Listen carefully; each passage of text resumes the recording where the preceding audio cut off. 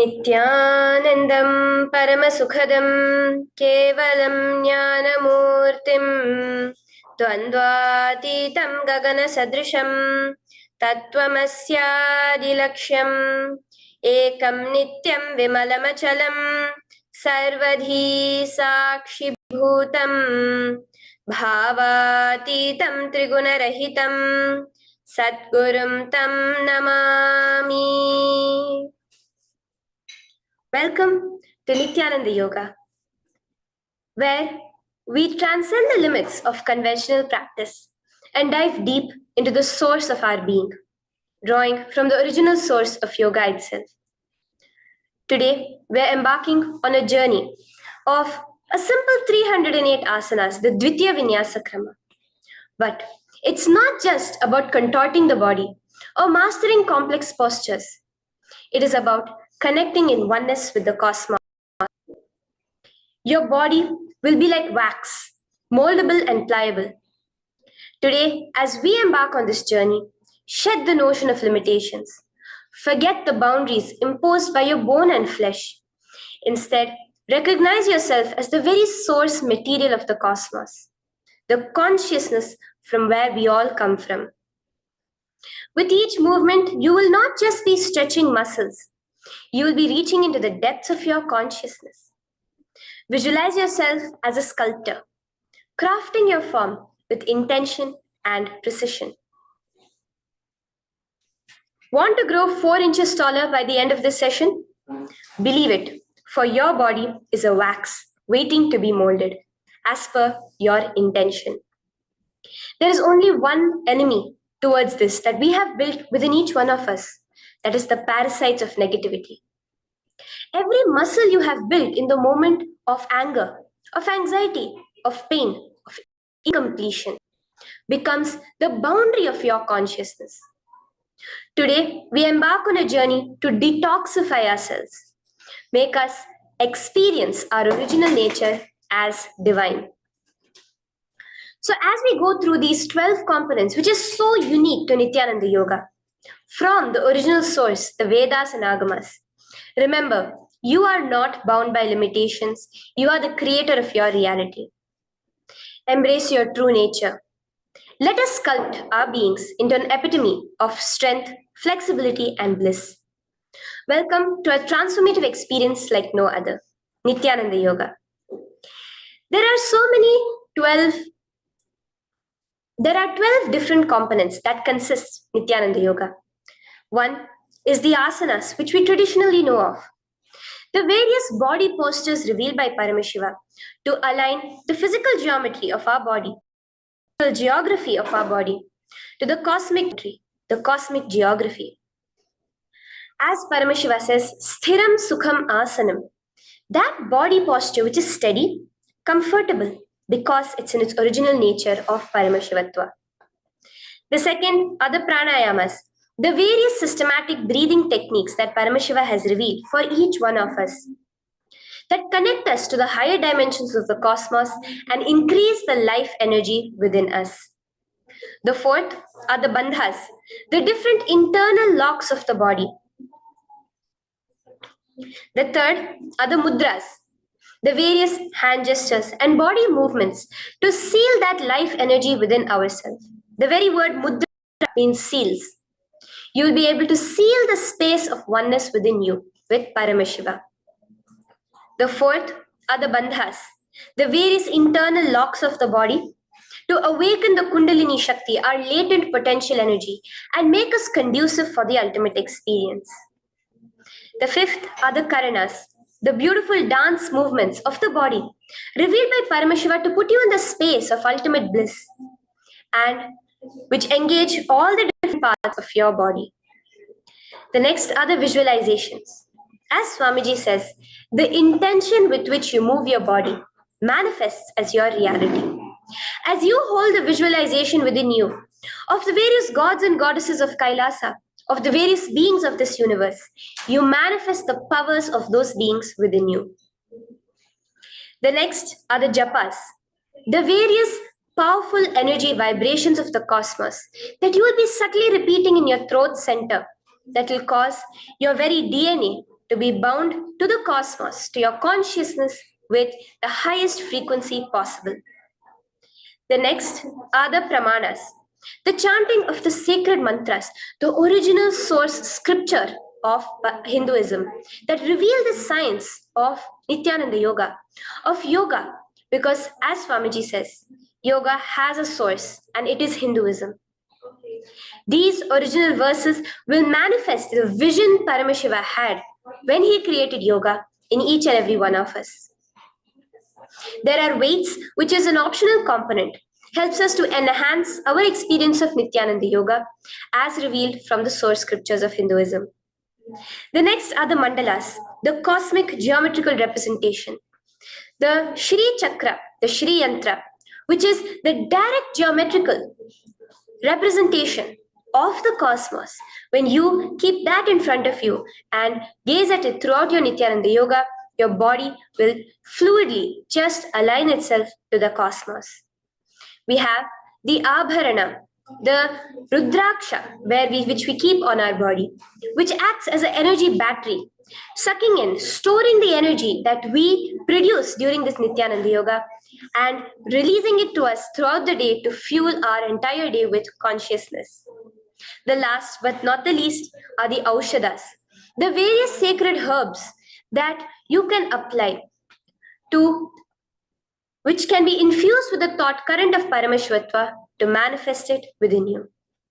With this understanding, let us get right into the practice of Nithyananda Yoga, which starts with invoking the presence of Paramashiva himself, the very being of Paramashiva, to witness our Nithyananda Yoga today, with the chanting of the Shiva Mula Mantra.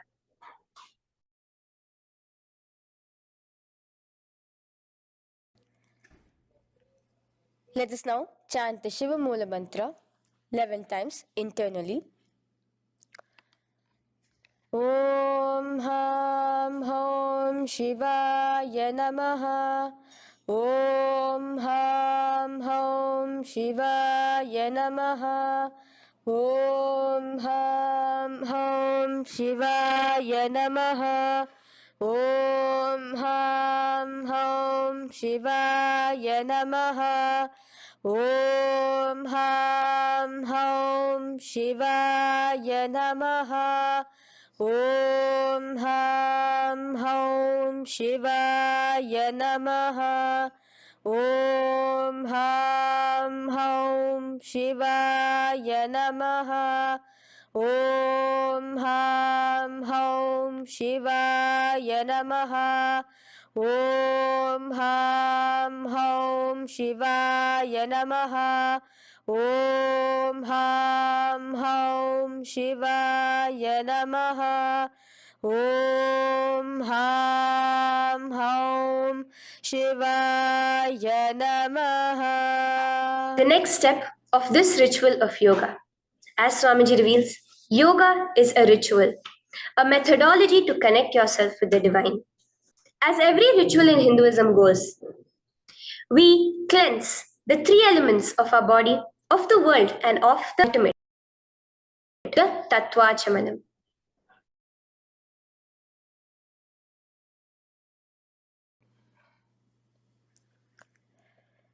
The next is the Tattvachamanam. So now I request all the participants to have the Panchapatram and the Uddharani, the traditional cup and the spoon filled with some fresh water. Now,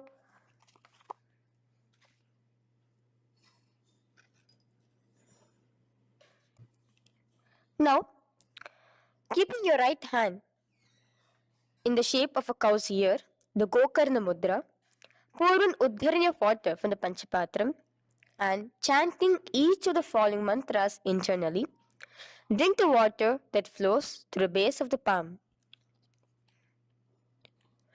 Om Atmatattvam Shodayami Svadha. Om Vidyatattvam Shodayami Svadha. Om Shivatattvam Shodayami Svadha. Wash your right hand with water from the Panchapatram. Now, chanting the following mantra internally, wipe the upper and lower lips twice using the base of the right hand thumb, moving the hand from right to the left of the lips. Om Ham Hridaya Maha. Wash your right hand with water from the Panchapatram. Now, with the tips of right hand index, middle and ring finger, touch above the upper lips and below the lower lips. Wash your right hand with water from the Panchapatram. Now, with the tips of right hand index finger and thumb joined together, touch your right nostril, left nostril. With the tips of right hand ring finger and thumb joined together, touch your right eye, right ear, left ear. Wash your right hand with water from the Panchapatram. Now, with the base of the right hand thumb and little finger, touch the navel, right chest, left chest. With the right hand, fingertips together, touch the top of the head, right shoulder, left shoulder, and your heart center. With that, we have the Sankalpa. The Sankalpa, the manifestation of our conscious intention. What is it today each one of us want to manifest through Nithyananda Yoga? Hold that in your inner space. Through this conscious intention, which directly happens with the blessings, with the grace of the Supreme Pontiff of Hinduism, Bhagavan Shri Nithyananda Paramashivoham, you will just see your intention manifesting as reality.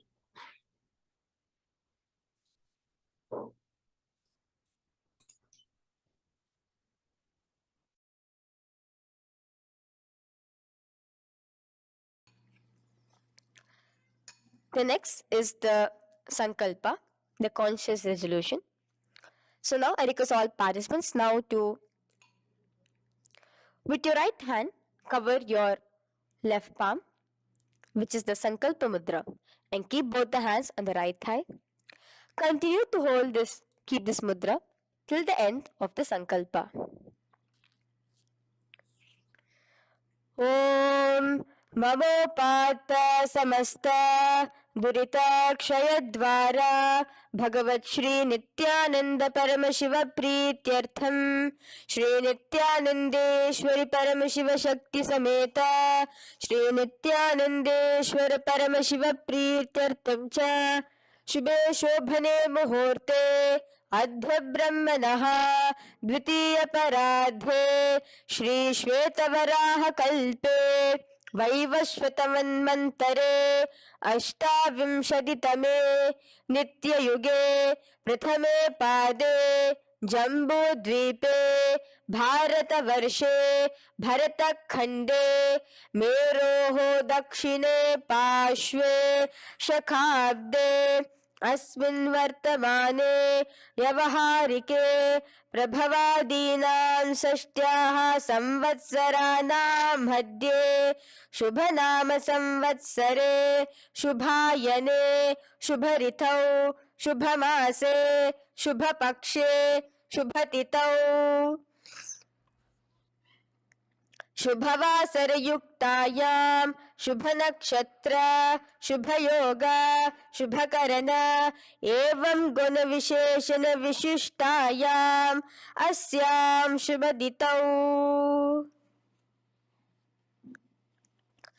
Shri कैलासोन्नत द्वादशान्त Shyamala पीठारूढ Shri Meenakshi सुंदरेश्वरा भिन्न स्वरूप परशिवपुत्र रत्नकुमार गुरुमन्यतुल्यावतार श्री पार्वती स्तन्यपान लब्ध दिव्य ज्ञान विश्रुत सकल निगमागम सारभूत द्राविड वेद प्रवक्त्रे श्रीमत् परमशिव करुणा समधिगत मुक्तामय चतुरश्रयान गीयमान छत्र चामर श्री चिन्ह काहलादि समस्त बिरदावल्यलंकृत ज्ञान विज्ञान चक्रवर्ती सर्वजन संग सद्यो निर्वाण दीक्षा व्याप वर्ग वर्ष विश्रान जीमूत परमत कलभ केसरी शैव सिद्धांत स्थापनाचार्य श्री राजाधिराज पांड्य महाराज गुरु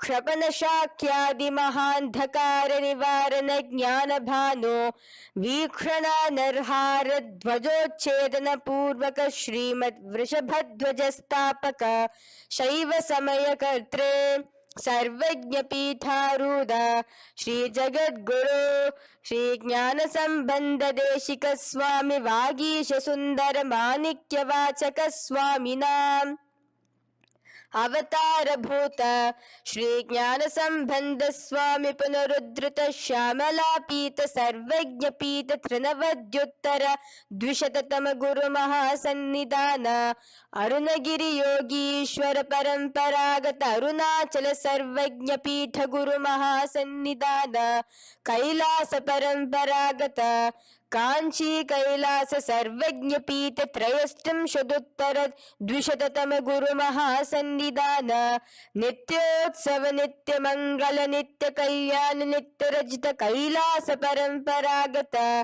आदि कैलास नित्यानंद पीठ महासंस्थान महासिंहासन पीठ कर्त्रे साक्षात् श्री परम शिव समुद्भूत कैलास परंपरागत वैवस्वत मनि इक्ष्वाकु हरिश्चंद्र भगीरथ श्रीरामचंद्र सूरसेन इत्यादि अनवच्छिन्न सार्वभौम चक्रवर्ती परंपरागत चतुष्षष्टि योगिनी मंडित चतुष्षष्टि संप्रदाय प्रवर्तक मनुधर्म शासन सूर्यवंश प्राप्त सर्वज्ञ पीठ सुरांगी साम्राज्य मूढ़ाभिषिक्त चूड़ामणे साक्षात् श्री परम शिव समुद्भूत कपिल महागुरु पुनरुद्धृत महानिर्वाणि पीठ अष्टोत्तर सहस्र श्री महामंडलेश्वर साक्षात् श्री परम शिव समुद्भूत श्री महागणपति समारंभ अनवच्छिन्न पीताधीश्वर गुरु परंपरा प्राप्त अतल पीता अष्टोत्तर सहस्रतम अष्टोत्तर सहस्र श्री ईश्वर धर्म मुक्ति स्वर्गपुर स्वर्ण पीता त्रयोविंश गुरु महासन्निधान कैलास परंपरागत आदिपीठ सर्वज्ञ पीठ जगद्गुरु श्री कैलास पुनरुद्धारक श्री कैलास परमाचार्य श्रीमत् परमहंस परिव्राजकाचार्य वर्य सच्चिदानंद प्रणव स्वरूप श्रोत्रिय ब्रह्मनिष्ठ श्रीमद् जगद्गुरु श्रील श्री भगवत श्री नित्यानंद परम शिव श्री ज्ञान संबंध देशिक परमाचार्य स्वामिनां प्रीत्यर्थम तेषां पादारविन्दयोः भक्ति सिद्ध्यर्थम गुरु कृपा कटाक्ष सिद्ध्यर्थम क्षेम स्थैर्य वीर विजय आयुरारोग्य ऐश्वर्यानाम् अभिवृद्ध्यर्थम धर्मार्थ काम मोक्ष चतुर्विध फल पुरुषार्थ सिद्ध्यर्थम समस्त दुरितोपशांत्यर्थम समस्त मंगलावाप्यर्थम भगवत श्री नित्यानंद परम शिव प्रसादेन सकुटुंबस्य ज्ञान वैराग्य जीवन मुक्ति प्राप्त्यर्थम भगवत श्री नित्यानंद परम शिव कृपा कटाक्षेण पूर्ण आरोग्य युक्त दृढ़गात्र यौगिक शरीर सिद्ध्यर्थम परम शिव शक्ति आविष्करणार्थम नित्यानंद योगाभ्यासं करिष्ये. Now wash your right hand with water from the Panchapatram. Om Apaupasprisya. Now, let's get started with the asanas. Okay? Sit first in a cross-legged position on the ground in Sukhasana. Bring your hands into the Bindu Mudra with your thumbs and index fingers touching each other. Place it on top of your knees. Here we have the Kumbhaka, the pranayama of Samana Kumbhaka. As you inhale and exhale, visualize flames licking up your spine. Do the bandhas, the locks, the Mahamudra Bandha, all three of the bandhas, where you are doing the Jalandhara Bandha, tucking in your chin to your chest, the Udyana Bandha, sucking in your stomach, and the Moola Bandha, clenching your perineum. For the first set of asanas, we have the japa Soham, which you'll be repeating in your throat center. As you do Sukhasana, visualize Lord Shiva in your inner space. The next asana is Parvatasana. Now, from the seated position, bring both your feet to the opposite thighs. Clasp your hands together in front of your heart center in the Anjali Mudra and raise it above your head. Keep your hands as straight as you can. Continue the Samana Kumbhaka and the Japa of Soham. Remain with all the three bandhas, the chin to your chest in Jalandhara Bandha, the stomach tucked in Udyana Bandha, and the clenched perineum in Moola Bandha. Here, visualize yourself as Mount Kailash. The next asana is Hali Pavasana. Now slowly bring your feet together in front of your body as you stretch it out a little further away. Now bring your hands behind your back and clasp the left hand by your right. Lean forward, placing your forehead on the ground as you continue to engage all the three bandhas. Here, gaze at your nose. Visualize Swamiji, the Supreme Pontiff of Hinduism, in your inner space. Now, in a similar position from Hali Pavasana, just release your hands, slightly get up and bring your hands in front of your body. Place them on the ground, cupping your hands, making a hollow in Nagi Pavasana. Visualize yourself as a snake, gazing at your nose. Continue the pranayama and all three bandhas engaged. Now, raise up. This is Kokilasana. Hold your big toes with your index and middle finger in the Prana Mudra. Stretch your legs straight out and upwards. Cross it into Padmasana. Bring it to your opposite thighs. Lean forward and down onto your elbows. Again, tuck your chin into your chest, suck in your stomach and clench the perineum in the Mahamudra Bandha. Well, as a bird in Kokilasana. The next is Nithyananda. Now, raise up again. Bring one ankle to the top of the opposite knee. Hold the elbows with your hands. Hold the respective elbows with the opposite hands. Again, engage all the three bandhas and rotate your arms in a circular motion.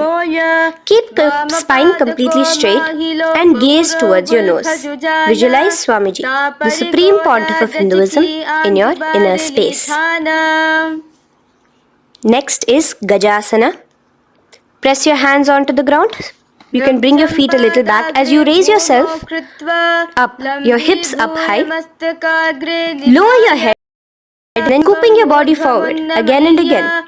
Here, engage the Udyana Bandha, where you suck in your stomach along with the Moola Bandha, clenching the perineum. Visualize yourself as an elephant. Gajasana. Now stop the movement slowly. In another dynamic asana, which is Rikshasana, you will start alternatively placing the heel of one foot onto the ground, lifting the other heel up. Repeat this again and again. The next is Vaishyasana. Now slowly come to a standing position. Stand tall on the tips of just your big toes. Keep your head neck straight line. And bring the middle, index and ring fingers to your heart in the Hridaya Mudra. Continue engaging the Udyana Bandha. Visualize Swamiji in your inner space. Here we have a very interesting movement, which is the Karanas, the dance movements. So the first is Urdhva Janu Karana, which literally means the raised knee. So now stand in the Aramandi position, which is your heels touching together, the toes facing outwards, almost at a 45-degree angle. Bend your knees low And keep both your hands at your chest, elbows parallel to the ground. Twist one knee towards the center of your body. Raise it up, back across the original position. Simultaneously with the leg movement, follow it with your respective hand, up and across the body. Repeat this alternatively on both sides. Now, in Balalingasana, come back to a standing position, straight, and interlace your fingers from outside in. This is the Sarva Vashankari Mudra. Hold on to your knee, pulling it up towards your chest. Pull it tight. Continue to keep your spine straight. Engage all the three bandha. The bandha, the Udyana bandha and the Mula bandha. As you are holding your knee, visualize yourself holding, caressing a baby. Balalingasana. The next asana is Pada Pidanasana. Now, same foot which is raised, clasp it with your hands and pull it behind towards your body, holding it with both your hands. Again, engage all the three bandhas, standing tall. Visualize Swamiji, the Supreme Pontiff of Hinduism, in your inner space.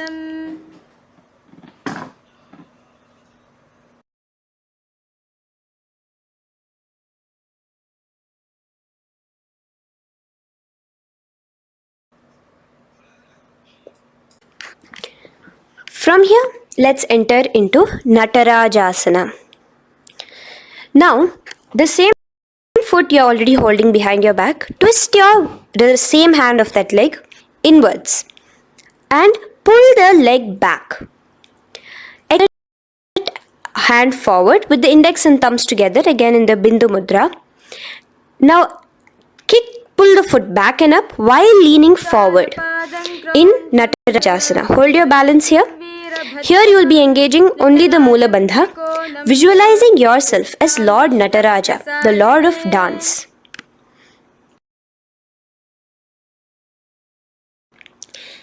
Now again let's repeat Balalingasana on the other side with the other leg. Pull it up towards your chest with the hands in the Sarva Vashankari Mudra. Engage all the three bandhas as you visualize yourself holding and caressing a baby. Now pull your foot back into Pada Pidanasana on the other side. Remain with all the three bandhas engaged. Visualize Swamiji in your inner space. And now hands stretched in the Bindu Mudra into Natarajasana. Balance there as you visualize yourself as Lord Nataraja. Now come back to a standing position. Release your leg. Gain your balance. As we enter into the Ardharechita Karana. Now again, Mandi position, heels together, toes pointed outwards and knees bent. Now from this position, bring your right foot onto the tips of the toes behind the left heel. The heel should be up. Bring your left hand towards your chest, parallel to the ground again, and extend the right arm out and wide like a pendulum. Bring it back towards your chest. Now while your arm is swinging, remember to move your fingers one by one inwards towards the palm and then outwards. Now place the right hand over the nose. Uncross your ankles. Let's do this on the other side also. Cross the left and stretch the left hand out like a pendulum.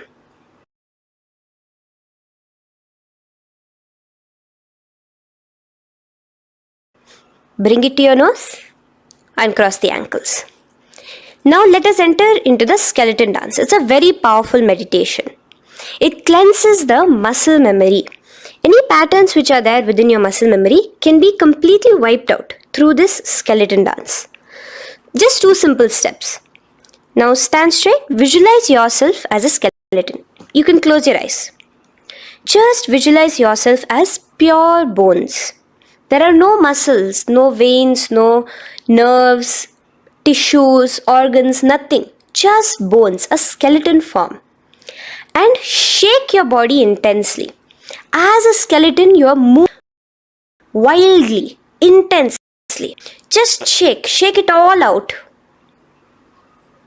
Move your hands, move your legs, your head. Let there be no untouched. Just move it. Move wildly. Shake, shake. Literally feel yourself throwing all the patterns out of your with the intensity of your shaking.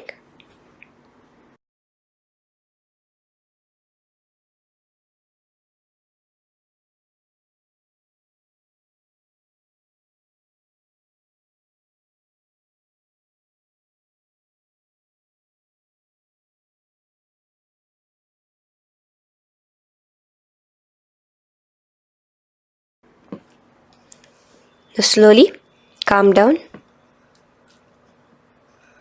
Take a few steps back. That's a powerful meditation we did. Let us do the next Karana. Again, come back to a standing position. Do the Aramandi. Your toes, knees bent with your feet together. Now here, raise your hands above your head. Keep your palms completely straight and cross the wrists with the palms and the back of the hands outward. Now from the crossed wrists, uncross the wrists, spreading your arms out wide while your hip towards the side. Turn by the waist sideways. Bring your hands back over the head and turn on the other side. Repeat this on the other side. Do it again. Let's twist out. Come back to the middle and twist out again. This is the Kati China Karana. Now stand tall. Raise your hands above your head. Bring yourself to the top of the tip of your toes. Let your hands face each other parallel to the ears. You're tall, pushing yourself. Again, engage all the three bandhas. Tucking in your chin to the chest, sucking in your stomach and clenching your perineum. Visualize yourself as a... We have the japa changing over here, where you will be repeating Shivoham in your throat center. Tadasana. Now, as we enter into Uttanasana, relax and lean forward, bringing your hands on by the ground next to your feet. Keep your palms flat on the ground. Try your... Engage all the three bandhas. Remain with all the three bandhas engaged as you visualize Swamiji, the Supreme Pontiff of Hinduism himself, in your inner space. Feet back into Tarakshvasana, coming to a plank position. Keep your hands shoulder width apart. Be steady there. Chuck in your chin to your chest in the Jalandhara Bandha, engaging the Moola Bandha. Now rotate your head while in the Jalandhara Bandha from shoulder to shoulder, side to side. This is Tarakshvasana. Visualize Swami of Hinduism in your inner space. Yes. Now lay flat onto the ground in Bhujangasana. Lower your entire body down. Now point your toes backwards. Keep your hands by the side of your chest and push yourself off the ground. Remember to use the strength of hold yourself up. Open your mouth wide. Inhale through the hollow of your throat and exhale through your nose. This is the Bhujangani Mudra. In Bhujangasana, you will visualize yourself as a cobra. Now come back into a plank position. So you can tuck in your toe into a plank position. In Shavasana, alternate bringing one knee towards your chest, back and forth. So you'll bring one knee front, push it back and the other knee. Repeat this again and again. Do the Sahaja Kumbhaka. Simple breathing in, breathing out. Engage the Moola Bandha, clenching your perineum. Visualize Swamiji, the Supreme Pontiff of Hinduism. Okay. Now place your legs back into the plank position as we enter into Rathasana. Then bring one foot between your hands and alternate jumping one foot back and bringing the other foot forward simultaneously. Again and again. Continue this and the Moola Bandha engage as you visualize yourself as a chariot, a Ratha, in Rathasana. Now, asana. Remain one leg in between your hands. So as you jump, one leg comes between your hands. Stop in that position. One leg stretched back. And standing position. So the front foot will be pointing forwards and bent at a 90-degree angle. The knee will be at the angle. The other leg, which is extended back, the foot will be pointed sideways at a 45-degree angle. Now raise your palms, hands up, parallel beside your ears. Do the Uddiyana Bandha along with the Mula Bandha, pulling in your stomach in. Gaze towards your third eye as you visualize yourself as Lord. Now relax down, switch your legs around and let us do Virabhadrasana on the other side. Stretch your hands up, gaze towards your third eye, suck in your stomach and visualize yourself as Lord Virabhadra. Okay, bring your feet together now. Let us move into Vrikshasana. Now stand tall, gain your balance here slowly. Bring one foot towards the inner thigh. Bring your palms together, raise them up above your head in the Anjali Mudra. Keep your elbows as straight as you can. Again, continue the Uddiyana Bandha, sucking in your stomach.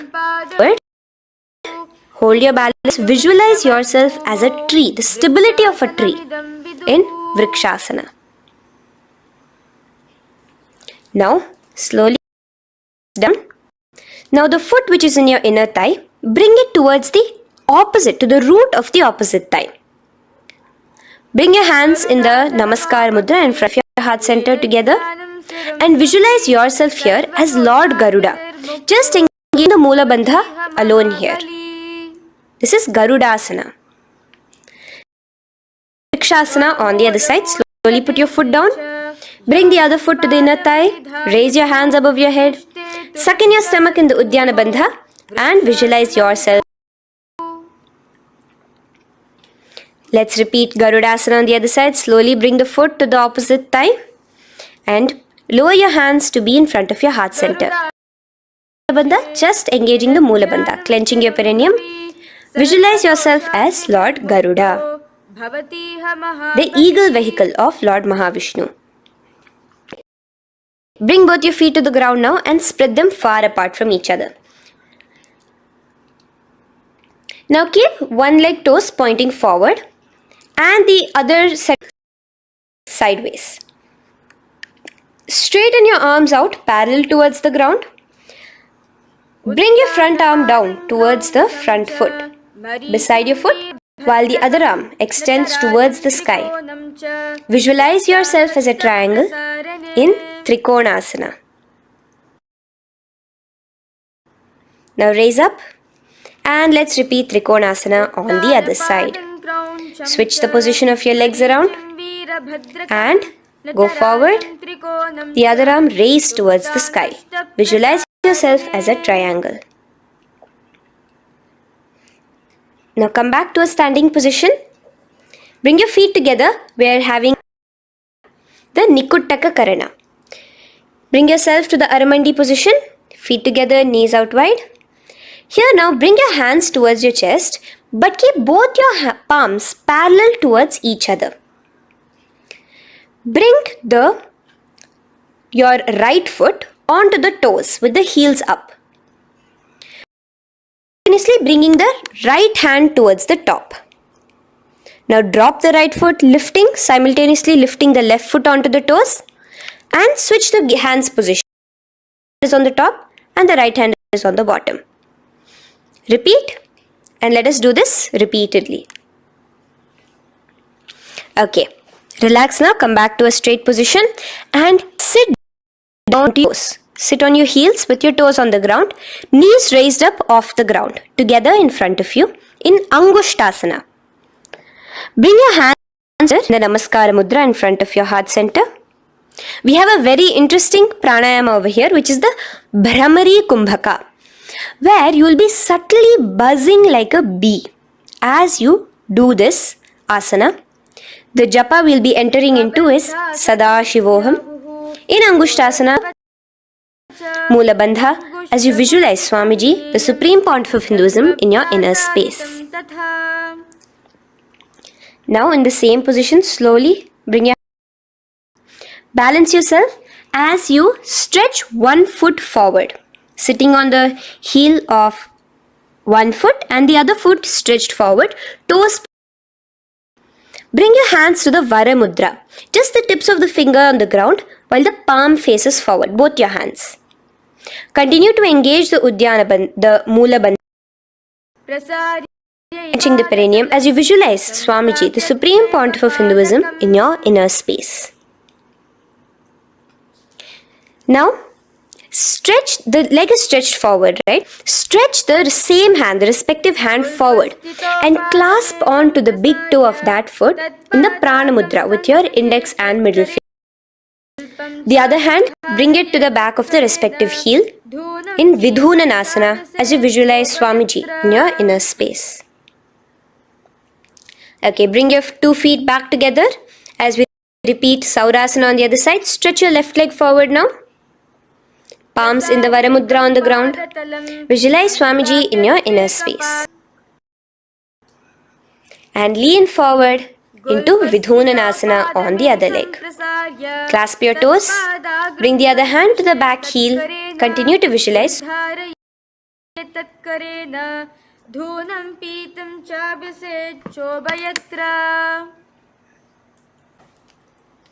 Now bring your 2 feet as you continue to sit on the heels, getting a nice toe workout here.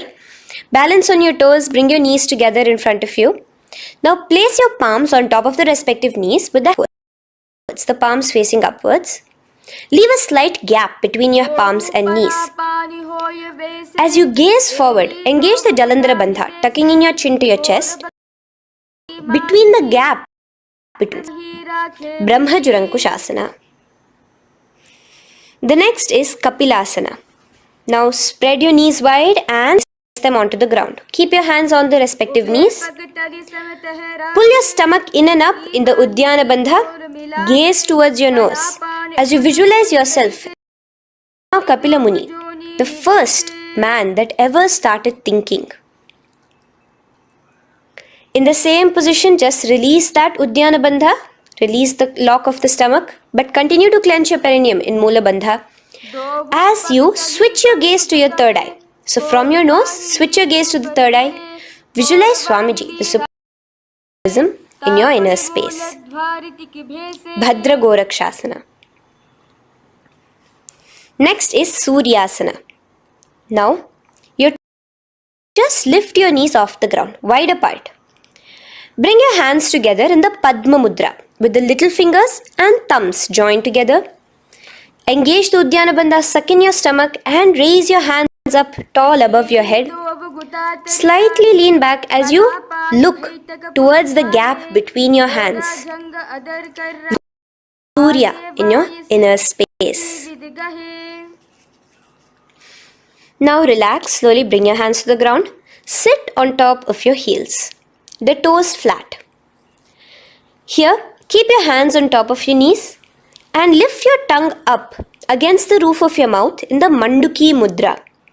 Do the Sahaja Kumbhi, breathing in and out. Engage the Moola Bandha, clenching your perineum. With the Japa Sadashivoham, repeating in your inner space, here you will visualize your frog in Mandukasana. Your tongue pressed against the upper palate. Is your frog-like tongue catching the nectar of immortality dripping from your Sahasrara Chakra? Gaze toward third eye in Mandukasana. Now from here itself, moving into Uttana Mandukasana. Just bring your hands to the opposite shoulders, remaining in the same seated position. Continue with the Uddiyana Bandha engaged, gazing at your third eye. The Manduki Mudra, tongue pressed against the top of your palate, visualizing yourself as a frog in Uttana Mandukasana. Slowly bring your hands out from behind your back. Now cross your ankles behind you. Sit on top of your crossed ankles. Keep your knees wide and your fingers spread on the top of your knees. Both your hands. Open your mouth wide and stick out your tongue, exhaling forcefully. Gaze at the tip of your nose. Repeat this several times because you are visualizing yourself in Simhasana. The next asana is Bhadrasana. Now you can release yourself your ankles. Just keep your crossed behind you. Again, sit on top of your heels, keeping your knees wide apart. Cross your hands behind your back. Hold on to the big toes in the Prana Mudra with your index and middle fingers. Apply the Jalandhara Bandha. Tuck in your chin to your chest along with the Mula Bandha, sucking in your perineum. As you gaze towards your nose, here, resume the Brahmari Kumbhaka, buzzing like a bee subtly in your inner space as you visualize Swamiji, the Supreme Pontiff of Hinduism, in your inner. Now bring your hands out from behind you. As you bring yourself to a squatting position. Keep your feet flat onto the ground as close together as possible, but your knees opened wide. Bring your body in between your knees, your torso in between your knees, and take your arms in and around your back, clasping your fingers, interlacing your fingers behind you in the Parashu Mudra. Gaze towards your nose. Visualize yourself as a crow in Kaka. The next asana is Kani Pavasana. Unclasp your hands and place them flat onto the floor. Keep them shoulder width apart. Now, slowly bring your knees to the back of your arms, above the elbows. Lean your chin forward and down. Keep your gaze steady and off the ground. In Kani Pavasana, visualize Swamiji, the Supreme Pontiff of Hinduism, in your inner space. Now in the same position, lower your head to the ground and stretch your legs up high, forming a tripod between your two hands and your head in Kapali Asana. Gaze at your nose.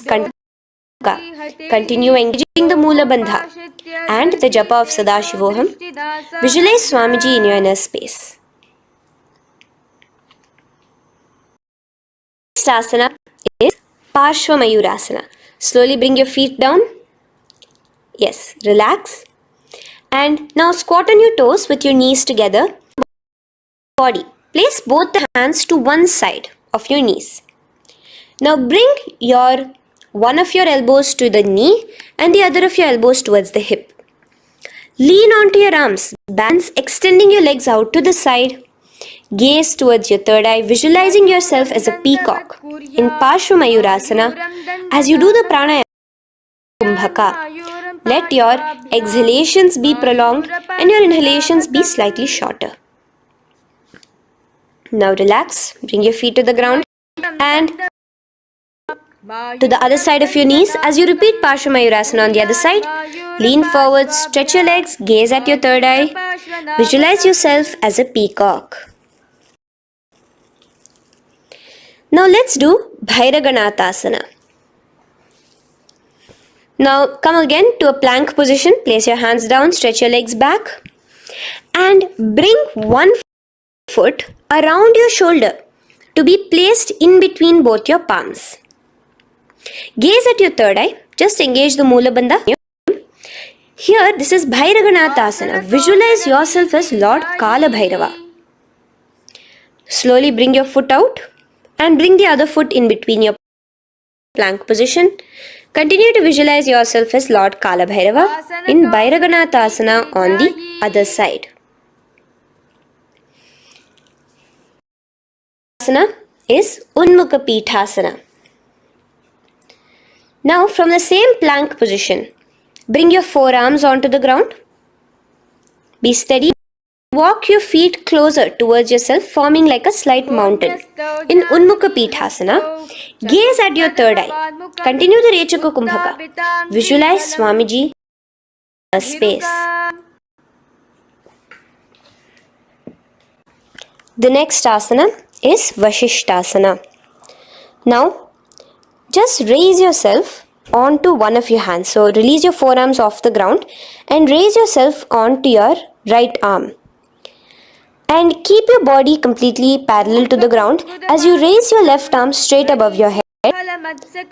Visualize yourself as Rishi Vashishta as you do the Vashishthasana. Hand on the top. Now slowly bring that hand down. As you switch the hands, bringing your right hand up towards the sky. Balance there, completely straight on your toes. As you visualize yourself as Rishi Vashishta, the Guru of Bhagavan Sri Rama. Now, bring your feet forward into asana. So here you will be sitting on your hips with your legs pointed forward and sit on top of your hands. So keep your palms facing upwards and sit on both your palms as you tuck your elbows into your body. Do the Rechaka Kumbhaka, continue the Rechaka Kumbhaka, Prandara Bandha, tucking in your chin to your chest, gaze at your nose, visualize yourself as Lord Hanuman in Anjani Asana. Now, slowly release from under your body as you lean forward, Paschimottanasana. Clasp your respective toes with your index and middle finger. Down, bring your elbows to the ground, your forehead towards your knees. Engage all the three bandhas, the Mahamudra Bandha. As you visualize Swamiji, the Supreme in your inner space, with a new japa, Mahasadashivoham, starting here.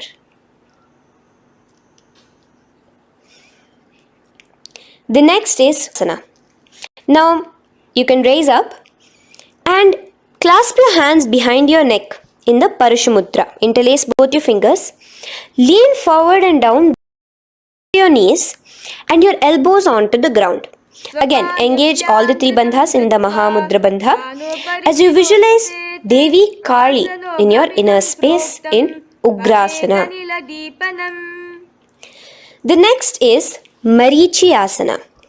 So raise up and keep one leg pointed forward while you bring the other leg towards the groin, the knee pointed upwards. Place the foot flat on the ground.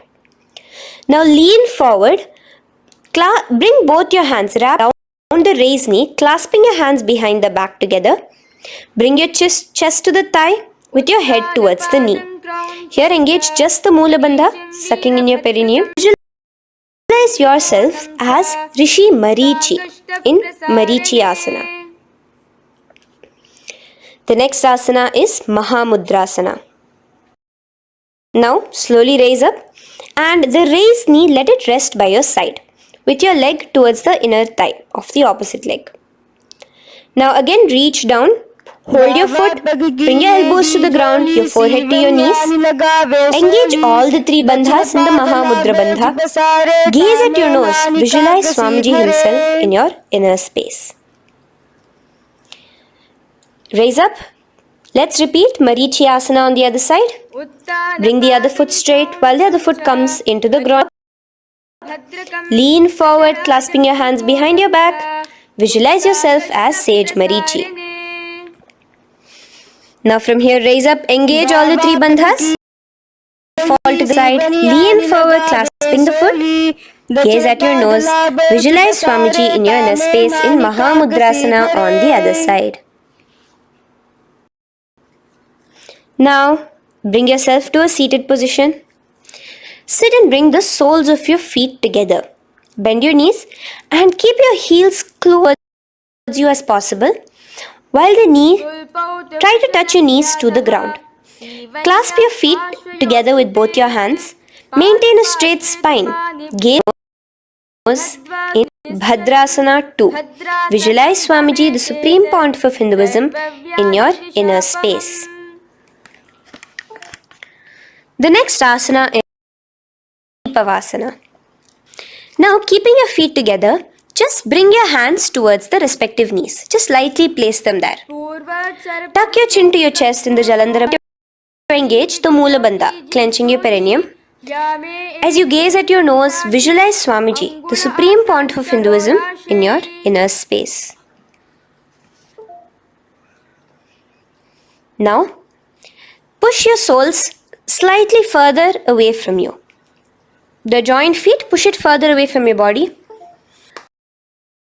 Lean forward, keeping both your hands, the fingers inside of the feet. Hold the soles of your feet. Lean forward and down. Bring your forehead to the ground. Gaze at your nose. Visualize the Yoni Mandala in your inner space. In Joni Asana. The next is Midiki Pavasana. Raise up.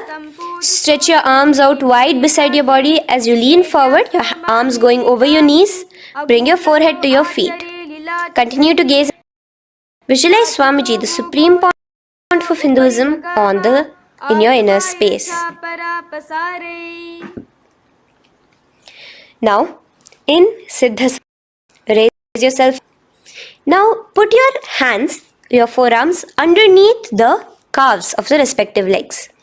Let your palms face up towards the sky. Head down to your feet. Gaze at your nose as you visualize Lord Surya in your inner space in Siddha Samadhi Asana.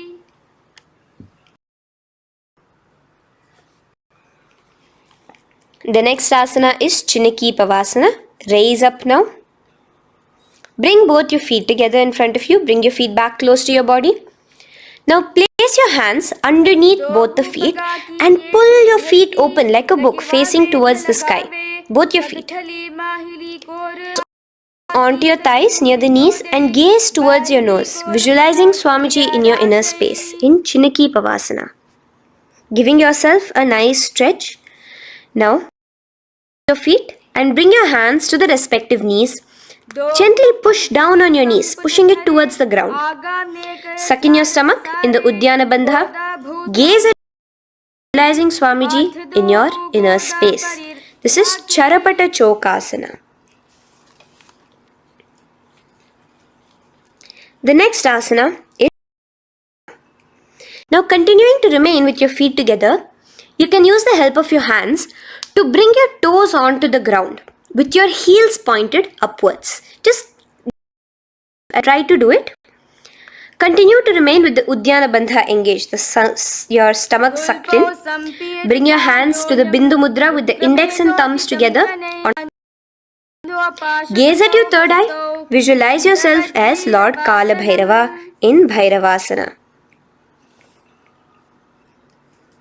The next asana is Anasana. So slowly you can bring your feet out from underneath. Take now one foot towards your chest, holding with both your hands as the other foot rests by the. Pull the sole onto your chest. Gaze at your third eye. Visualize yourself holding the breath in the Mooladhara Chakra, the Chaturdala, the four petals. Gaze at your third eye. Visualize Swamiji, the Supreme Pontiff of Hinduism, in your inner space in Samanasana. From here, let's move asana. Now, the foot that you have towards your chest, just bring it over your shoulder and place both your palms onto the ground beside you. As you lift the by your perineum, stretch it out and lift it up high into the sky in Apanasana. Gaze at your third eye, visualizing Swamiji in your inner space. Let's repeat Samanasana on the other side. Bring your foot down. Clasp the other foot towards your chest. Gaze at your third eye, visualizing Swamiji in your inner space. And bring the foot onto your shoulder as we repeat Apanasana on the other side. Stretch your leg out straight in front of you, high towards the sky, gazing at the third eye, visualizing Swamiji in your inner space. Okay, relax slowly. Let's move into Gomukhasana. Now, sitting in a seated position, cross one leg over the other, like over, and align the knees together and the feet by the opposite hips. Place both your hands on top of the stacked knees. Gaze at your nose. Here we have a beautiful cooling pranayama, which is the Sheetkari pranayama, where you will be inhaling through your clenched teeth with your tongue pressed against behind your teeth and exhaling through, creating a hissing sound. The japa will be for the next sequence of asanas. Om Nithyanandoham. Visualize the face of a cow in Gomukhasana. Now keep your knees crossed. From the knees, bring your hands towards the respective toes on the side of the body. In Pranamudra, suck in your stomach in the Udyana Bandha. Visualize yourself as Rishika Anasuya in Anasuyasana. Now in Anasuyasana 2, just bring your hands behind your back, clasped together, interlaced fingers in the Paramashiva. Lean forward and down. Try to bring your nose to touch the Just visualize yourself as Rishika Anasuya and gaze at your nose. Anasuyasana 2. Raise yourself up now. Bring one foot towards the perineum, knee resting on the ground. Raise your other foot with the foot in front of the lying down foot, knees pointed upwards towards your chest. Place your hands on respective knees. Keep your spine tall, chest out. Gaze at your nose. Visualize yourself as Lord Garuda, the eagle vehicle of Bhagavan Mahavishnu. Garudasana. From here, moving into Naradasana. Now, keep both hands, bring both your hands behind your neck, them in the Parashamudra. Things behind your neck. Twist outward of the raised knee. Just keep your whole body outside of the raised knee. Gaze towards your third eye as Devarishi Narada. From Naradasana, let's enter into Matsya Pithakasana. Place one foot on the top of the opposite thigh. Wrap your respective arm across the knee, holding on to the opposite shin. Extend the opposite hand straight. Hold on to the respective and middle fingers in Prana Mudra. Gaze towards your nose. Visualize Matsyavatara, the fish form of Bhagavan Mahavishnu in your inner space. In Matsya Pithakana. From there, let's repeat the Gomukhasana and the rest of the asanas on the other side too. So, cross your knees over to the other side in Gomukhasana. Keep your hands on the top of your knees. Gaze at your nose as you visualize the face of a cow in Gomukhasana. Continuing into Anasuyasana on the other side, bring your hands to your toes. Suck in your stomach in the Udyana Bandha. Gaze at your nose, visualize yourself as Rishika Anasuya. And lean forward, bringing your hands behind your back in Anasuyasana 2. Interlace your fingers in the Parashamudra. Continue to gaze at your nose, visualizing yourself as Rishika. As you relax the Udyana Bandha, just clench Mula Bandha alone. Raise up, bring your feet together in front of you as we enter into Garuda. Place your hands on the respective knees. Stay straight. Visualize yourself as Lord Garuda as you gaze towards your nose. And twist your body out. Hands clasped in the Parashamudra behind you. Gaze at the third eye, visualizing yourself as Devarishi Narada. And bring the as we enter into Matsya Pithakasana on the other side. Clasp your toe in Prana Mudra. Gaze at your nose, visualizing Matsya Avatara, the fish avatar of Lord Vishnu in your inner space. Now let's enter into Matsyendrasana. Remaining in the same position with one foot on the opposite thigh, place the ground on the far side of the other thigh. Twist. Bring your elbow outside the raised knee. Keep the raised arm by your neck. Turn backwards. Gaze towards your third eye. The other hand straight out. Visualize Matsyendranatha, the great Rishi and master of Hatha Yoga in your inner space. Just switch your hands around. Straighten the hand that was originally bent and bend the other hand towards your neck. As we enter into Kubhasana, visualize yourself as a camel. Continue your third eye. Now, straighten out both your hands straight out in the same position. Continue to gaze at your third eye, visualizing Matsyendranatha, the master of Hatha Yoga in your inner space. Now, slowly take your foot off from the thigh. As we enter into Matsyendrasana on the foot thigh, place the other foot on the far side. Twist, bringing your elbows outside of the raised knee, hands on the head. The other hand stretched out back. Twist, gazing at third eye. Visualize Matsyendranatha in your inner space. Switch the hands around as we enter into Kubhasana. On the other side, remember yourself as a camel. Now stretch both your hands out in Matsyendrasana 2 on the other side. Visualize Matsyendranatha in your. Now, with one leg on the thigh, bring the other foot too to the opposite thigh in Padmasana. Place your palms on the respective knees. Engage all the three bandhas in the Mahamudra Bandha, tucking your chin to your chest, sucking in your stomach and clenching your perineum. We have a new pranayama here, which is the where you will continue to inhale through the teeth without creating the hissing sound, and exhale through your nose. A new japa of the Mahasadashivoham starts here. Gaze at your nose in Padmasana, visualizing yourself as Bhagavan Paramashiva. Now, keeping your legs in the same position, just cross your hands over each other, clasping onto the toes with your index and middle fingers in the Prana Mudra. Gaze at your nose, visualize yourself the consort Shiva in Padmasana 2. Now, uncross your hands. Take your hands and insert it into the gap between your thighs and your calves. Put both your hands within and pull it out on the other side. As you balance on your hands, lifting the body off the ground, visualize yourself as a rooster in Kukkutasana.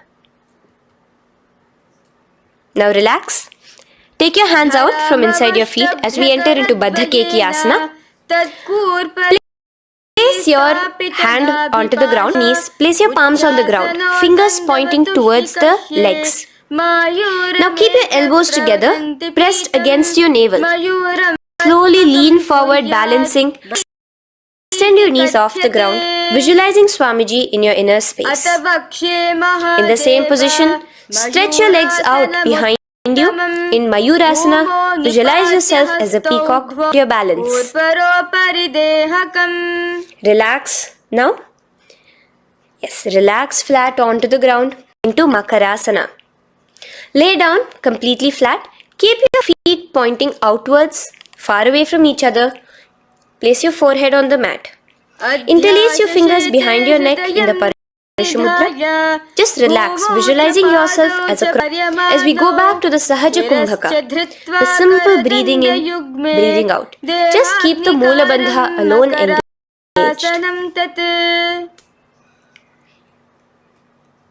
The next asana is Shalabhasana. Now lay on your stomach and place your hands on the ground beside the chest. From the laying position, use your core to bring your thighs off the ground, visualizing yourself as a locust in Shalabhasana. Relax your feet down and bring your hands to your feet, pulling your feet down towards the ground beside your hips. In Ushtrasana, visualize yourself as a camel. Now slowly kick your legs back. Rise your hand is clasping your feet. Pull your feet towards the sky, lifting your off the ground. In Dhanurasana, gaze at your third eye. Visualize yourself as Paramashiva's bow. Relax slowly up to a sitting position. In Bhagasana, sit on both your knees with your head, neck and spine straight. Clench your perineum in the Moola Bandha. Place your hands on top of your knees. Gaze towards your third eye, visualizing Swamiji, the Supreme Pontiff of Hinduism, in your inner space. Enter into Gohyasana. We have a couple of headstand postures here, so get yourself ready. Place your forearms on the ground with your fingers interlocked. Are at shoulder width for the best balance. Place the top of your head on the ground, holding your head with your hands. Slowly walk your toes forward until your hips straight line with your shoulders, and just kick your feet up slightly. Make sure not to lose your balance. Keep your knees bent together at your chest. Toes pointed upward. Gaze to your nose, visualizing Swamiji in your inner space. From here, stretch your legs out into Shavasana, continuing to hold the balance there as you continue to visualizing Swamiji in your inner space. Bring your feet to the ground, relax slowly. The next asana is Podhyasana. So, bring your hands behind your calves, stretching your legs up and your forehead to your knees. Visualize Swamiji in your inner. Here we have a new kumbhaka, which is the bhastaka, where you will be exhaling forcefully, making the sound of a bellows. Podhyasana. The japa for this next series is Om Nithyananda the Mahavakya. Relax yourself. Continuing to remain balanced with your legs up, just bring your hands to the opposite shoulders. In Parighasana, self as a mace as you gaze towards your third eye. Now relax. Keep your elbows and palms onto the ground as your legs are raised. Use yourself as a boat in Naukasana. Continuing to gaze towards your third eye, remember to continue the Bhastrika Kumbhaka. Forceful exhalation. Now, continuing to keep your balance, just bring your hands to your feet and scoop your hands underneath the heels, pull it towards the chest. Keep your spine upright, your nose. Visualize yourself as Lord Rudra in Rudrasana, the most ferocious form of Paramashiva. Now lay on your back. So you can remove your hands from underneath your feet and lay on your back. With your feet flat on the ground, knees points. Now place your palms down. Just let your fingers touch the back. Clasp your feet. Lift your hips up. Lift your hips up high, pressing the feet onto the ground. Chin tucked to the chest in the Jalandhara.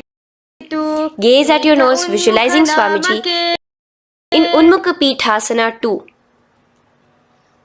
Now lay onto the ground in Shavasana. Lay completely flat with your palms facing upwards by the side of your body. Just unclutch from any movement happening within you.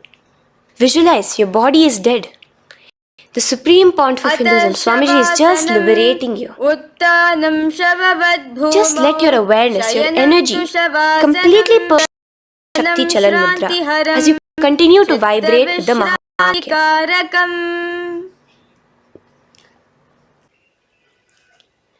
Roll over to one seated position. Feel the life entering your body back. In a seated position, let us get continued with the sequence. We have more to go, starting with Yathasanishtasana. In Yathasanishtasana, sit in any posture you are completely comfortable in. Hands into the mudra with the thumbs and index touching. Start off with the Samana Kumbhaka.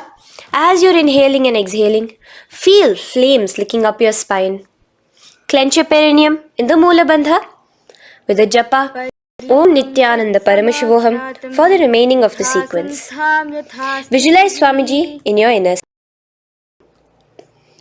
From here, moving into Samasana, where you bring your feet to a cross-legged position.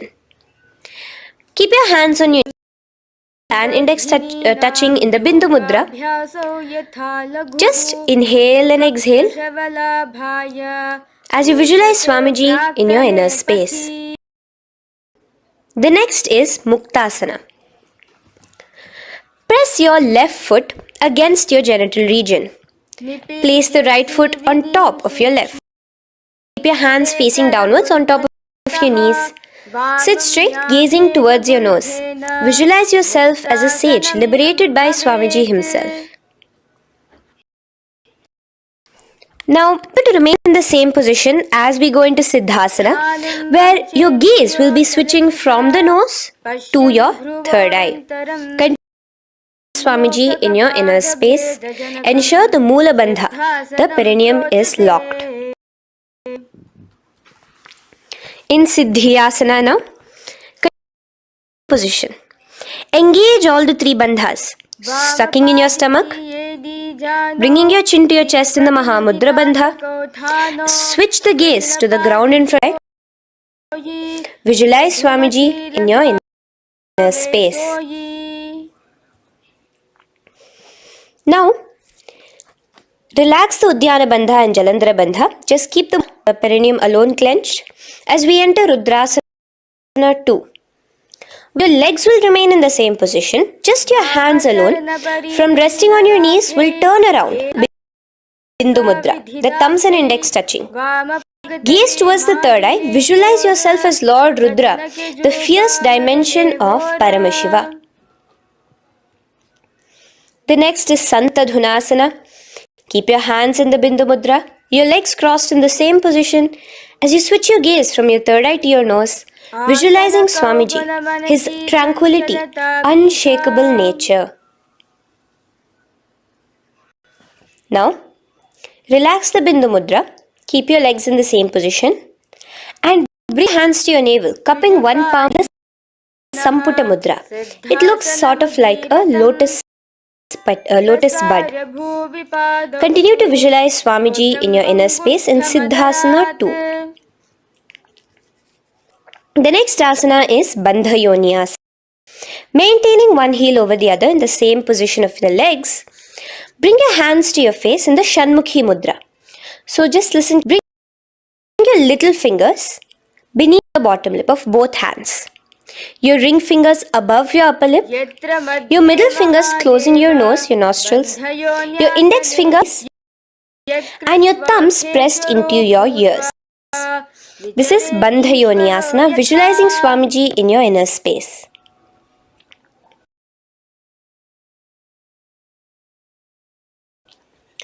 The next asana is Virasana. Now, you can remove your hands from your face and bring one foot onto the opposite thigh and the other foot underneath the thigh. Keep your hands in the Bindu Mudra, thumb and index fingers together on the top of your knees as you embody the space and state of bravery, Veera, in Virasana. Now, changing the leg position again as we enter into Valmikasana. Keep your left heel on the generative organ, toes under the thigh. Keep your right foot on top of the left leg, toes by the knee. Again, bring your hands into the Bindu Mudra on top of the knees towards your third eye. Visualize Rishi Valmiki, the poet, the first poet and author of Ramayanam. The next asana is Joni Mudra. So you're going to remain here as you switch your gaze to your nose, visualizing the Yoni Mandala, a beautiful formation, divine cosmic joy, representing Devi, Shakti, creative energy of the universe in Joni Mudrasana. In the same position, switch your gaze to your third eye, visualize the Yoni Mandala in your space. Now, let's move into Bhadrasana 3. So, soles of your feet together, uncross them and bring them together in front of your body. Hold it with both your hands, pulling it against you. Push your knees down towards the ground. As you gaze at your nose, suck in the Udyana Bandha. Visualize Lord Veerabhadra in your inner space. Bhadrasana 3. In the same position, we are entering into Agho, where your left hand will rest on top of the left knee, while your right hand comes towards your face. Now, do the Khechari Mudra, where you are bringing your tongue towards the upper palate, gazing towards your third eye. Now, with your right hand, cover your mouth, close the left nostril with your index finger, inhale nostril. Close both the nostrils, hold your breath and exhale through the left nostril in the Abhyantara Kumbhaka. Repeat this on the other side. Visualize yourself as completely dedicated to Paramashiva in Aghorasana. The next asana is Kaneri Pavasana. You can distance your feet a little away from your body As you lean forward, place your elbows onto the soles of your feet and rest your chin on your palm. Gaze at your nose, suck your stomach in Uddiyana Bandha. Here, continuing with the Rechaka Kumbhaka, where your exhalations are prolonged than your inhalations, visualizing yourself elephant drinking water in Kaneri Pavasana. The next asana is Parasana. So now, come to a seated position, raise yourself up and keep your knees raised. Bring your hands underneath your knees, between your calves and thighs, and clasp them together. Interlace your fingers in the Parashamudra in front of your navel. Lift your feet off the mat. Visualize Swamiji, the Supreme Pontiff of Hinduism, in your inner space as you gaze at your nose in Parasana. The next asana we'll be moving into is Asana. Now take your hands out from in between the feet as you let your feet rest on the ground. Take your hands out from underneath your calves. Interlace your feet with the soles of the feet together and raise it up towards your chest. Rest your knee on top of your feet. Gaze at your nose. Embody the state and space in Gopi Chandasana. The next asana is Udarasana. So now just quickly release your legs, bring your hands underneath your and hold on to your feet again. Out, both your feet together. Bring your feet up to your chin, resting your chin on top of the interlaced fingers. Chest. Gaze at your nose, visualizing your body, the Supreme Pontiff of Hinduism, free from any defects in Udarasana. In the same position, just lift your legs up towards your head. Let the top of your hands come towards the top of your head, your forehead. And this is Bisheshana. Visualize yourself excelling in everything in this posture. Now, slowly relax underneath your shins as you take your hands up to the shoulder, pulling your hand and interlacing your fingers behind your neck. In Bhujasana, visualize yourself as a cobra.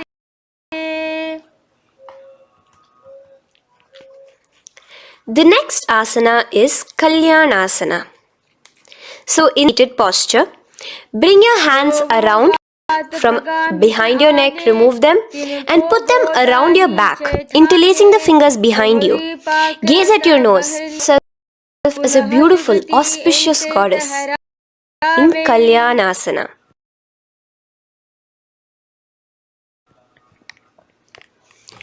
The next posture, Sankatasana. So now, uncross your hands from behind you. Release yourself completely onto the ground. Place your left knee on the mat, left foot flat. Sit on top of your left foot, knee pointed forward. Raise your right leg on top of the left, bringing the right heel to the left hip. Place your hands on the opposite knees. Here, do the Ujjayi Pranayama. As you inhale and exhale, make the sound of an ocean.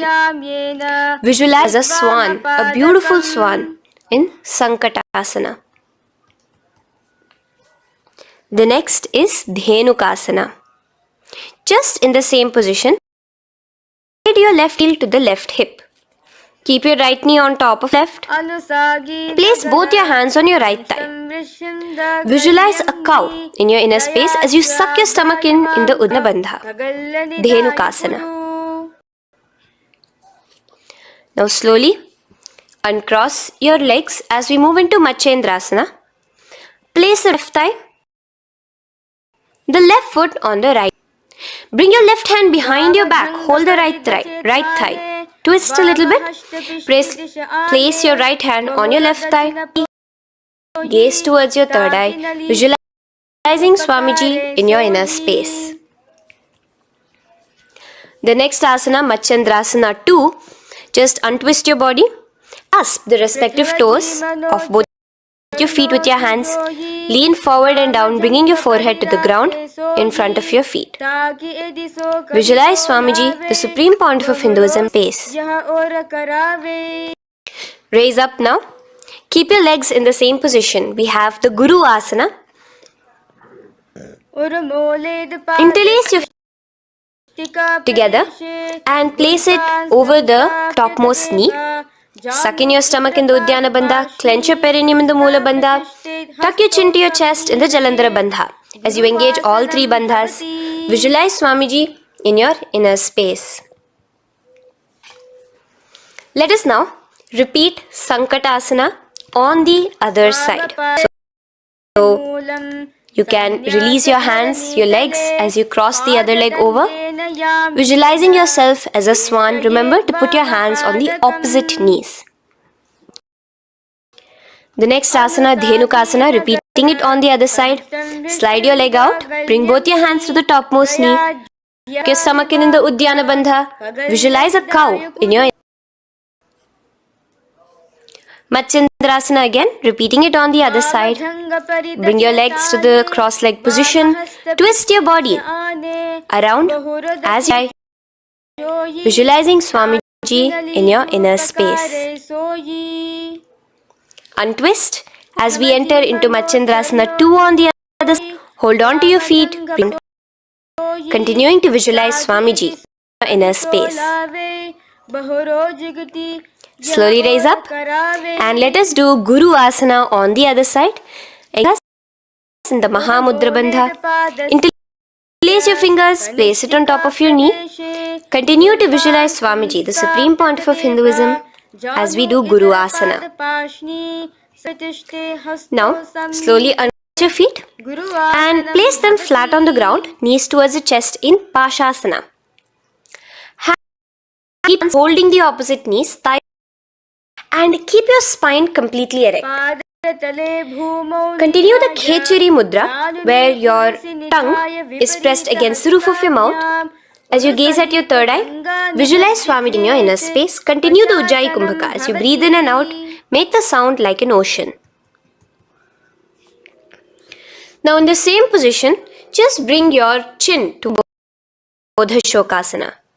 Lean forward, gazing at your nose, and visualize Swamiji, the abode of bliss in your inner space. Now raise up and bring your hand, cross your hands, bring your hands underneath your knees, clasping the opposite elbows in Kurakatasana. Gaze at your nose, visualizing Swamiji in your inner space. Now, in the same position as Kurakatasana, just cross your ankles into Sumatiyasana. Pointed upwards, gaze at the nose, visualize the great sage and Maharishi Sumati in your inner space. The next asana is Dandasana.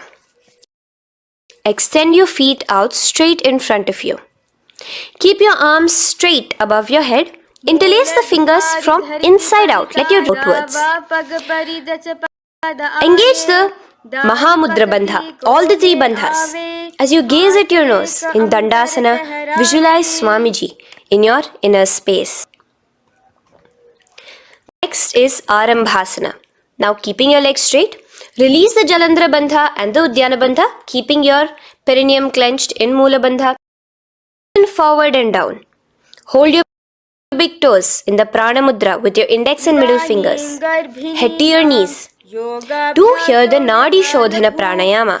Inhale through the left, hold and exhale through the right. Visualize Swamiji in your inner space. The next is Bhidokasana. So, and bring your hands underneath your knees, extending your knees slightly up. Keep your heels a bit apart from each other and clasp your feet. Bring your shoulders down, wrapping your hands around your legs. Gaze towards your visualizing Swamiji in your inner space. So from here, let's enter into Jalandhari Pavasana. So you can actually remain in the same position with your hands underneath your calves and just bring the soles of your feet together. Might want to place your head on top of your feet with the palms facing upwards on the ground. Gaze at your nose. Visualize Swamiji in your.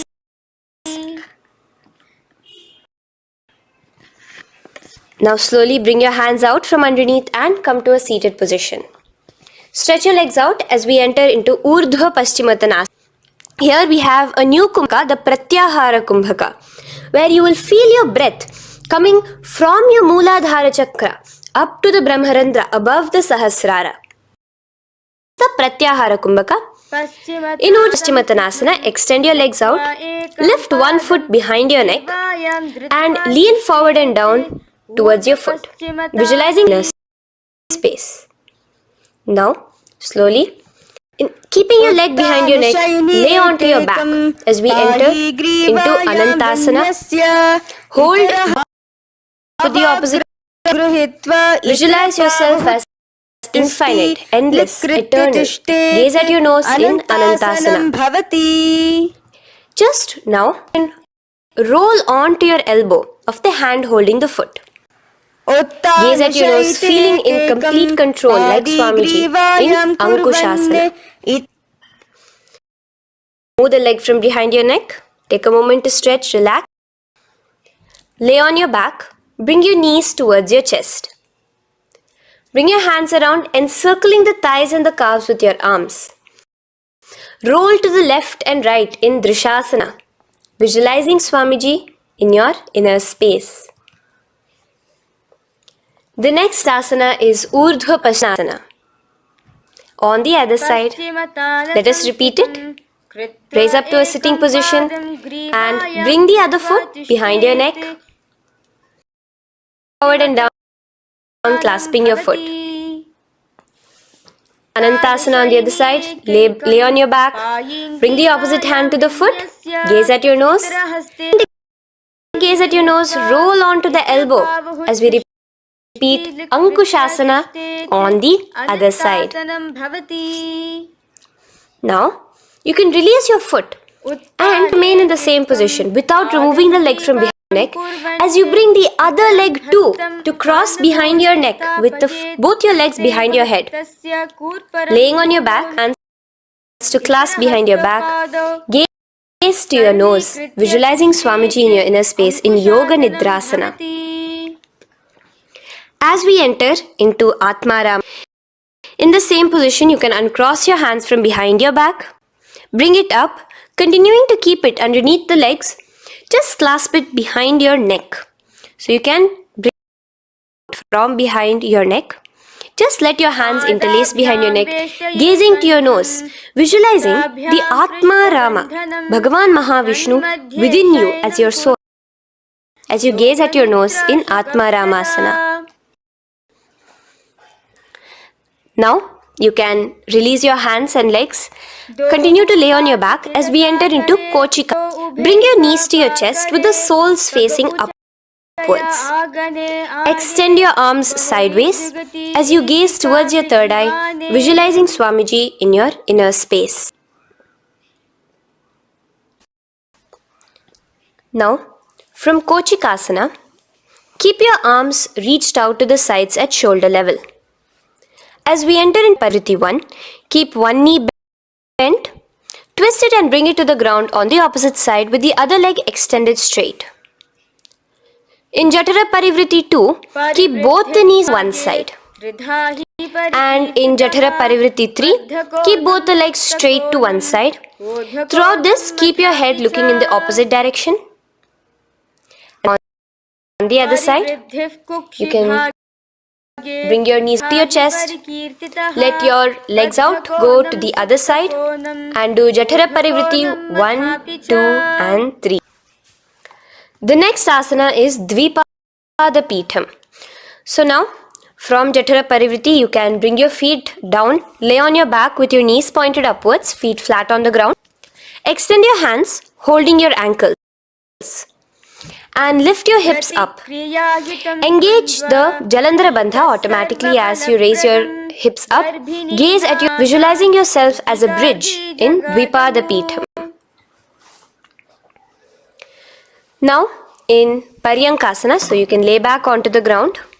Place your feet flat. Bring your arms over your head, placing the hands flat near your shoulders with the fingers pointing towards the feet. Lift your body up and off the ground as you visualize yourself as sturdy as stone. Lay back down slowly as you bring your hands out into your chest here and your hands on the shoulders as we enter into Svanasana. Visualize you're laying on your back as a playful dog. Move your hips in the circular motion. Do the Sahaja Kumbhaka. Now let us enter into Viparita Karani. First, bringing your arms out from behind your shoulders. Let arms be extended by the side of your body. Use the strength of your arms, palms flat on the ground, to push your body, your upper body, your body off the mat. And keep your legs straight above you, extended. Move your legs around and around in Viparita Karani. Automatically the Jalandhara Bandha is engaged. Breathing during Bandha is the Murcha Kumbhaka. Visualize Swamiji in your inner space. The next is Viparita Karani. In the same position, just stop the rotational movement of your legs. Visualize Swamiji in your inner space. Now, as we enter into Langalasana, let your feet from the top rest onto the ground above your head. Interlace your fingers in the Parashu Mudra behind your body. Visualize yourself as a plow in Langalasana to engage the Jalandhara Bandha.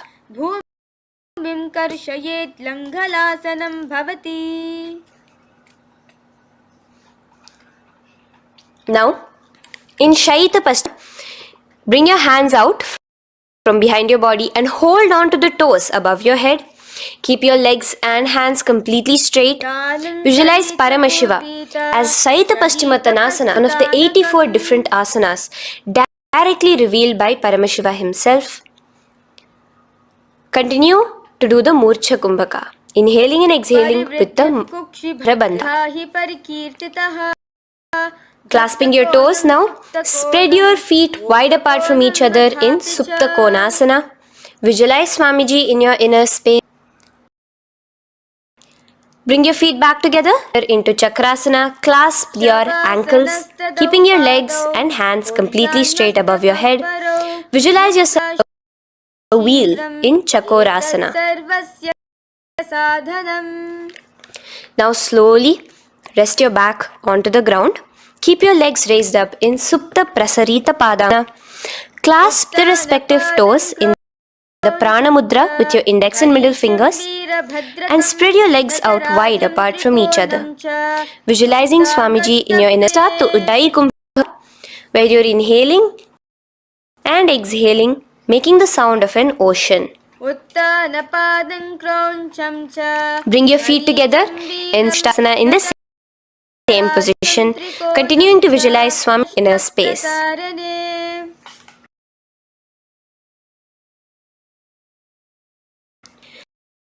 Now, bring your feet, release your feet into Padmasana. As you lay flat on your back in Matsyasana, hold the opposite elbows over your head, gazing at your. Visualize Matsya Avatara, the fish form of Bhagavan Mahavishnu. Now in the same position, put one hand over the other and it's straight above your head. As you visualize Lord Rama in your inner space, continue to gaze at your nose. Now, bring your hands to your hips as we enter into Sarvangasana. Lift your hips and legs up into the sky, crossing your legs in Padmasana. Let your hands support you, your elbows on the. Do the Jalandhara Bandha as you gaze at your nose in Sarvangasana. Now, bring your hips back onto the ground in Vrishchikasana. Asana, just remove one foot alone. Keep one foot on the opposite knee as you pull the knee towards your face. Let your hands stretch out above your head, hooking forward as you raise the ground, visualizing yourself as a scorpion Scorpion in Vrishchikasana, gazing at your third eye. Do the Jalandhara Bandha, tucking in your chin to the chest. Now just switch your legs as we repeat Vrishchikasana on the other side. Continuing to visualize yourself as a scorpion, gaze at your third eye. Asana is Vrishapada Kshepasana. So come now to a complete flat position on your mat. Come down to a complete lying down position. Place your fingers around your neck. Now both your feet off the ground. Extend one leg straight and the other knee to the chest in a bicycle motion. Alternate between extending and raising and bringing your opposite elbow to the respective knees. Visualize Swamiji in your inner space. Breathe in and out in the Sahaja. From Vrishapada Kshepasana, now lay flat hands by your side as we enter into Marottanasana, where you will be lifting your legs one by one, touching the ears with your knees. Visualize Swamiji in your inner space. The next asana is Vrikasana. Now what you'll be doing is laying on your back. Bring the soles of your feet flat onto the ground. Stand up completely and lay back down. Visualize yourself as a wolf in Vrikasana.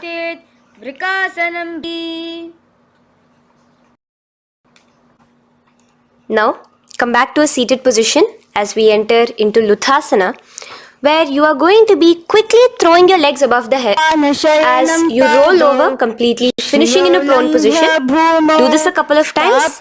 Come forward, roll over. Come forward, over again. Visualize Swamiji, the Supreme Pontiff of Hinduism, in your inner space. Now, take a moment to relax. Lay on your belly with your toes extended. Asana. Keep your hands onto the ground by your shoulders. Now here, contract your lips and make a sound like a flute, whistling while inhaling. Visualize yourself as a ratha, chariot carrying warriors into battle, dharma on your back. Now from Sarathasana, let us Ullanghanasana. So place your palms on the ground and bring yourself to a plank position. Jump your leg forward and back between your arms, visualizing Swami in space. Jump forward now. When your hands and when your legs are between your hands, stand tall. Holding your toes with your walk back and forth. Visualize your wise 60-year-old elephant in Jatyasana. Now come to a standing position. The next is a beautiful Karana, the Lolitika Karana. So keep your knees bent, feet pointing outwards again in the Aramandi position. Bending your hands at the chest level. Now swiftly move your arms across the body, bringing it back to the center and tilt your head back. Opening your chest up towards the sky, move your head in actions. Now stand back straight as we enter into Sarpasana. So stand erect like a rod with your arms by your side, hands on the thighs. Visualize Devi, Kundalini, raising up and curling upwards around your body in Sarpasana. The next asana is Ushtra Sadanasana. Lean forward and down, standing on top of your palms. Begin to move and walk like a camel. Visualize as a camel.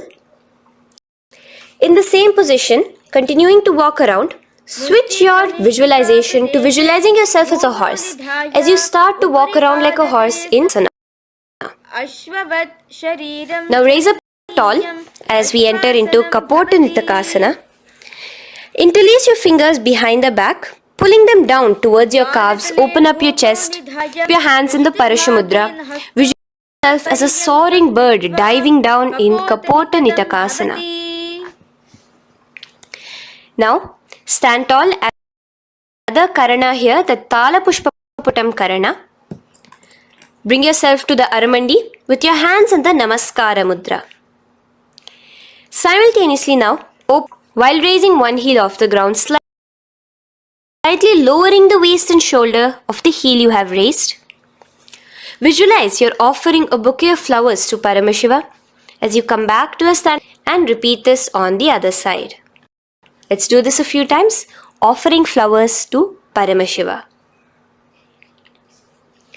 Now,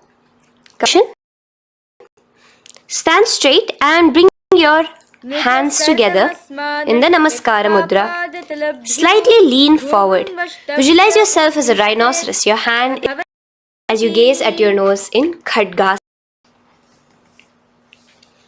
The next asana is Uttanottanam. So come to a standing position and all the way as low as you can to the ground and stand up. Do this again. Sit down, stand up, and again. Sit down, stand up.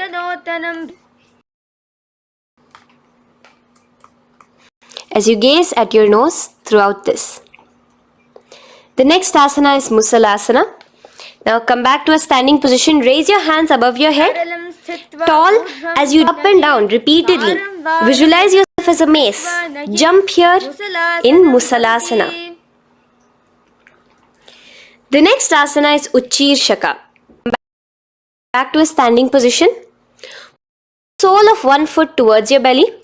Now with the other leg, sit down and stand up. Release the leg, pull it towards your belly, sit down and stand up in Uchirshaka as you visualize Swamiji in your inner space gazing at your nose. The next is a will be entering into the Parshvajanukarana. So again, bringing yourself to the Aramandi position, bend and lift one knee towards your chest, pointing the toes upwards. Keep your arm around the knee, holding it with the hand in a fist. Let the other hand hang down on the thigh, wrist twisted, fingers pointing. This is the Parshvajanukarana. Now slowly release as we enter into Tandavasana. Stretch one leg out straight and alternate between sitting and standing. Visualize yourself fiercely dancing as Paramashiva. Raise the foot to the inner thigh of the opposite. As we enter into Brahmanasana, let your hand be resting by the sides. Keep your standing leg erect like a rod. Visualize yourself being blessed by Lord. Now, you can bring the left foot around the right knee and rotate it, tucking the left toes on the side of the right calf. Simultaneously cross your left arm below the right, bring your palms together in the Namaskara Mudra. Visualize yourself as Lord Garuda in Garudasana 3. Now slowly uncross your legs and hands as we enter into Ekapadasana, coming to a standing position. On the right leg, left foot to the opposite thigh with your hands relaxed by the knees. Now take a hold of the raised foot with your hand in the Prana Mudra, out wide, out to the side and rotate your body quickly on the standing leg. Visualize yourself as the North Pole star in Dhruvasana. From here now, in the foot which is in your hand, just slowly, once you finish the rotating movement, in Trivikramasana, bring it up of your stand as tall as you can and alternate between sitting and standing. Visualize Bhagavan Mahavishnu in your inner space. Now out from behind your neck and stand straight. As we repeat the Parshvajanukarana on the other side, bring your knee up to your chest, clasp your knee in a fist while the other hand comes to the opposite. Hold there for a second and stretch your leg out. In Tandavasana, sit and stand. Visualize yourself fiercely dancing as Paramashiva. Bring the foot to the inner thigh, standing straight like a rod. Get your hands by your sides. Visualize yourself being blessed by Lord Brahma. In Brahmanasana on. Move into Garudasana 3 on the other side. side, leg over, your hand under. Visualize yourself as Lord Garuda. Uncross yourself as we move into Ekapadasana on the other side. Bring your foot to the inner thigh, to the root of the thigh, and stand straight. Clasp your toes, stretch it out as we go into Dhruvasana on the other side. Visualize yourself as a pole star rotating quickly. Come back to a standing position and bring your neck in Trivikramasana. Sit and stand. Visualize Vishnu, Bhagavan Mahavishnu in your inner space. Now, stand. As we do the Samanaka Karana, stand with your feet close together, toes slightly pointed outwards. Keep both the hands to the side of the body.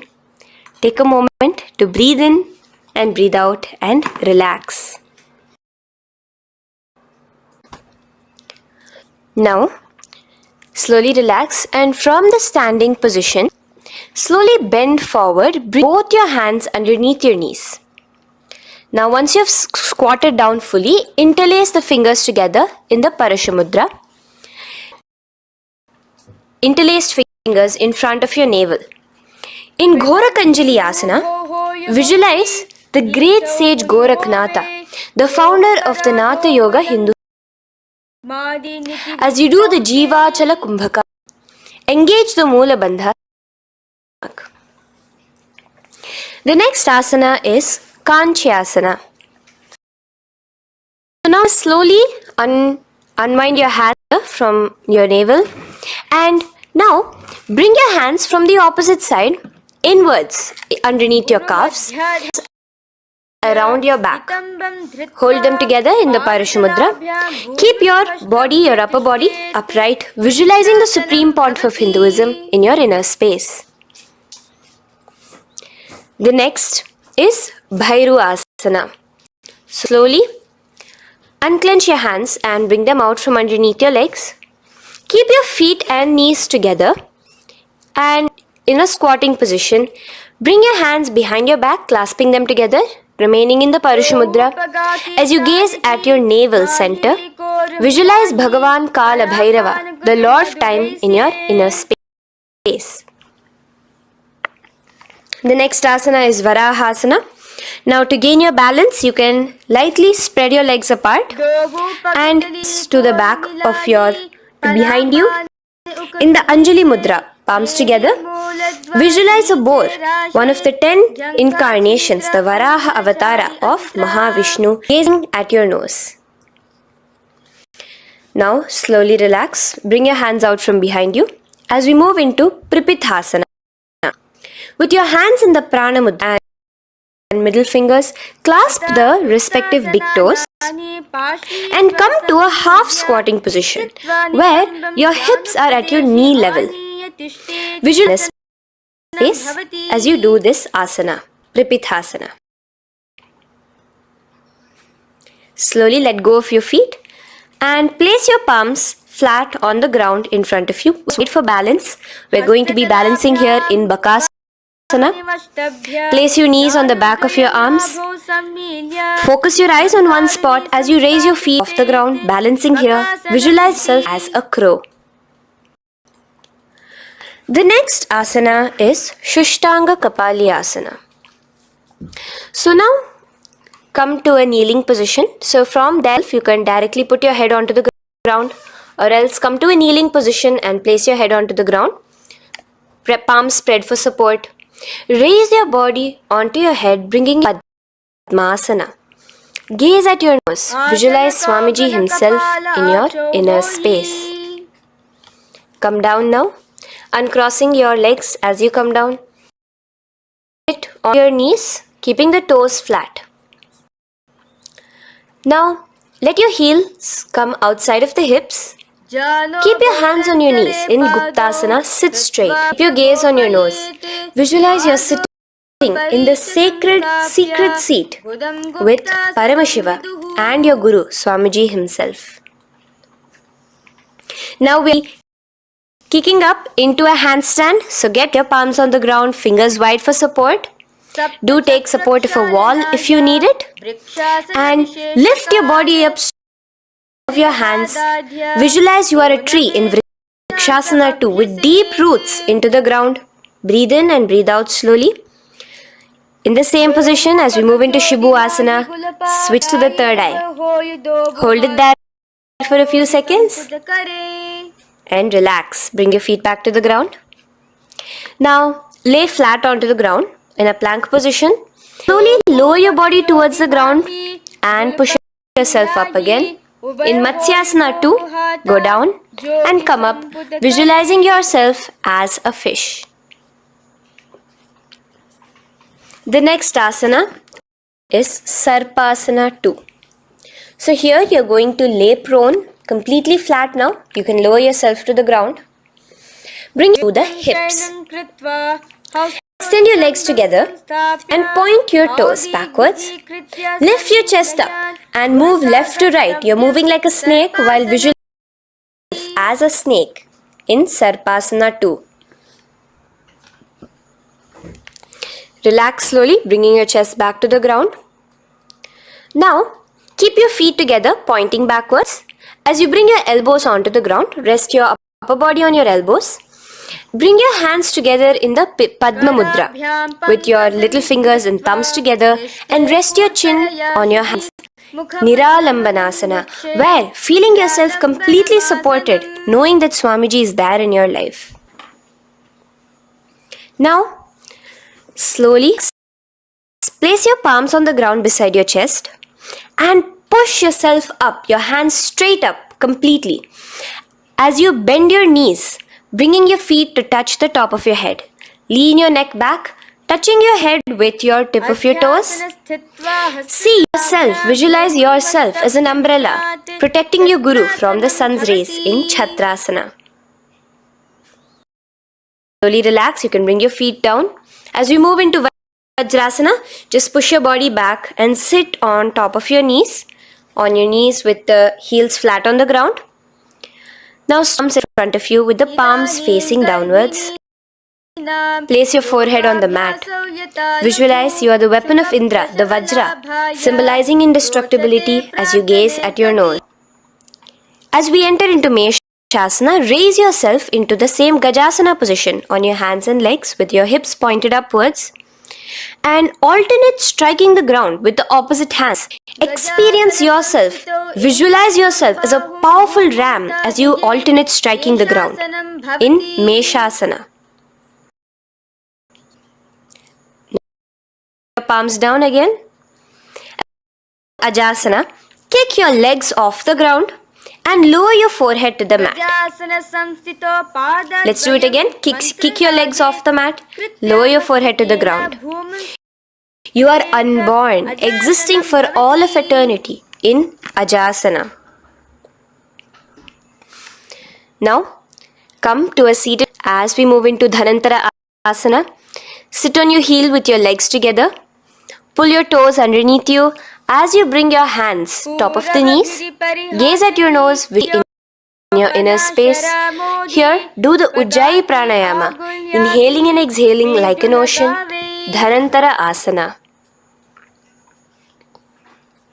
From Dhanantara Asana, now interlace your fingers in front of you and then behind you. Stretch your arms towards all the sides, backwards, forwards. Touch the various different joints and muscles in your body. Lean forward, get up again. Continuing to visualize Swamiji in your inner space. Relax your hands and now take your respective heels and point them outwards, outside the side of your hips. Keep your hands on your knees with your thighs and knees resting straight. Visualize yourself as Lord Garuda in Garudasana 4. You have Mahavishnu and Mahalakshmi on your back as you are flying. The next asana is Ananda Mandirasana. Now you can continue to remain in the same position. You can bring your feet pointing inwards. Use clasp underneath your ankle. Make sure your knees are spread out wide. Gaze at the third eye. Visualize residing in the blissful space of a temple. You are in a Ananda Mandirasana. Now, as we move into Mandukasana, keep your knees wide and ankles. Your hands underneath your knees. Gaze to your nose. Visualize yourself as a frog. Suck in your stomach in the Uddiyana Bandha. And remember to do the Manduki Mudra, your tongue, your frog catching the nectar dripping from the Sahasrara Chakra in Mandukasana 2. Now, as we move Simhasana, tuck your toes in and sit on top of the heels. Place your palms on the ground, spread your fingers wide and spread your knees apart onto the ground too. Gaze towards your nose, stick out your tongue and exhale forcefully, visualizing the Narasimha Avatara, the form of Mahavishnu as a half lion and half man. Now just raise up, bring your hands off the ground. Here we'll be doing a new pranayama, which is the Bhishraka pranayama, as we enter into Bhishrakasana. So continue to keep your knees and feet on the floor. As you bring your hand up face, make a hollow of your palms and place it over the mouth. Keep your thumbs under your teeth and close your lips. Gaze to your nose. Inhale through your nose, exhaling through the mouth. Gaze at your nose again.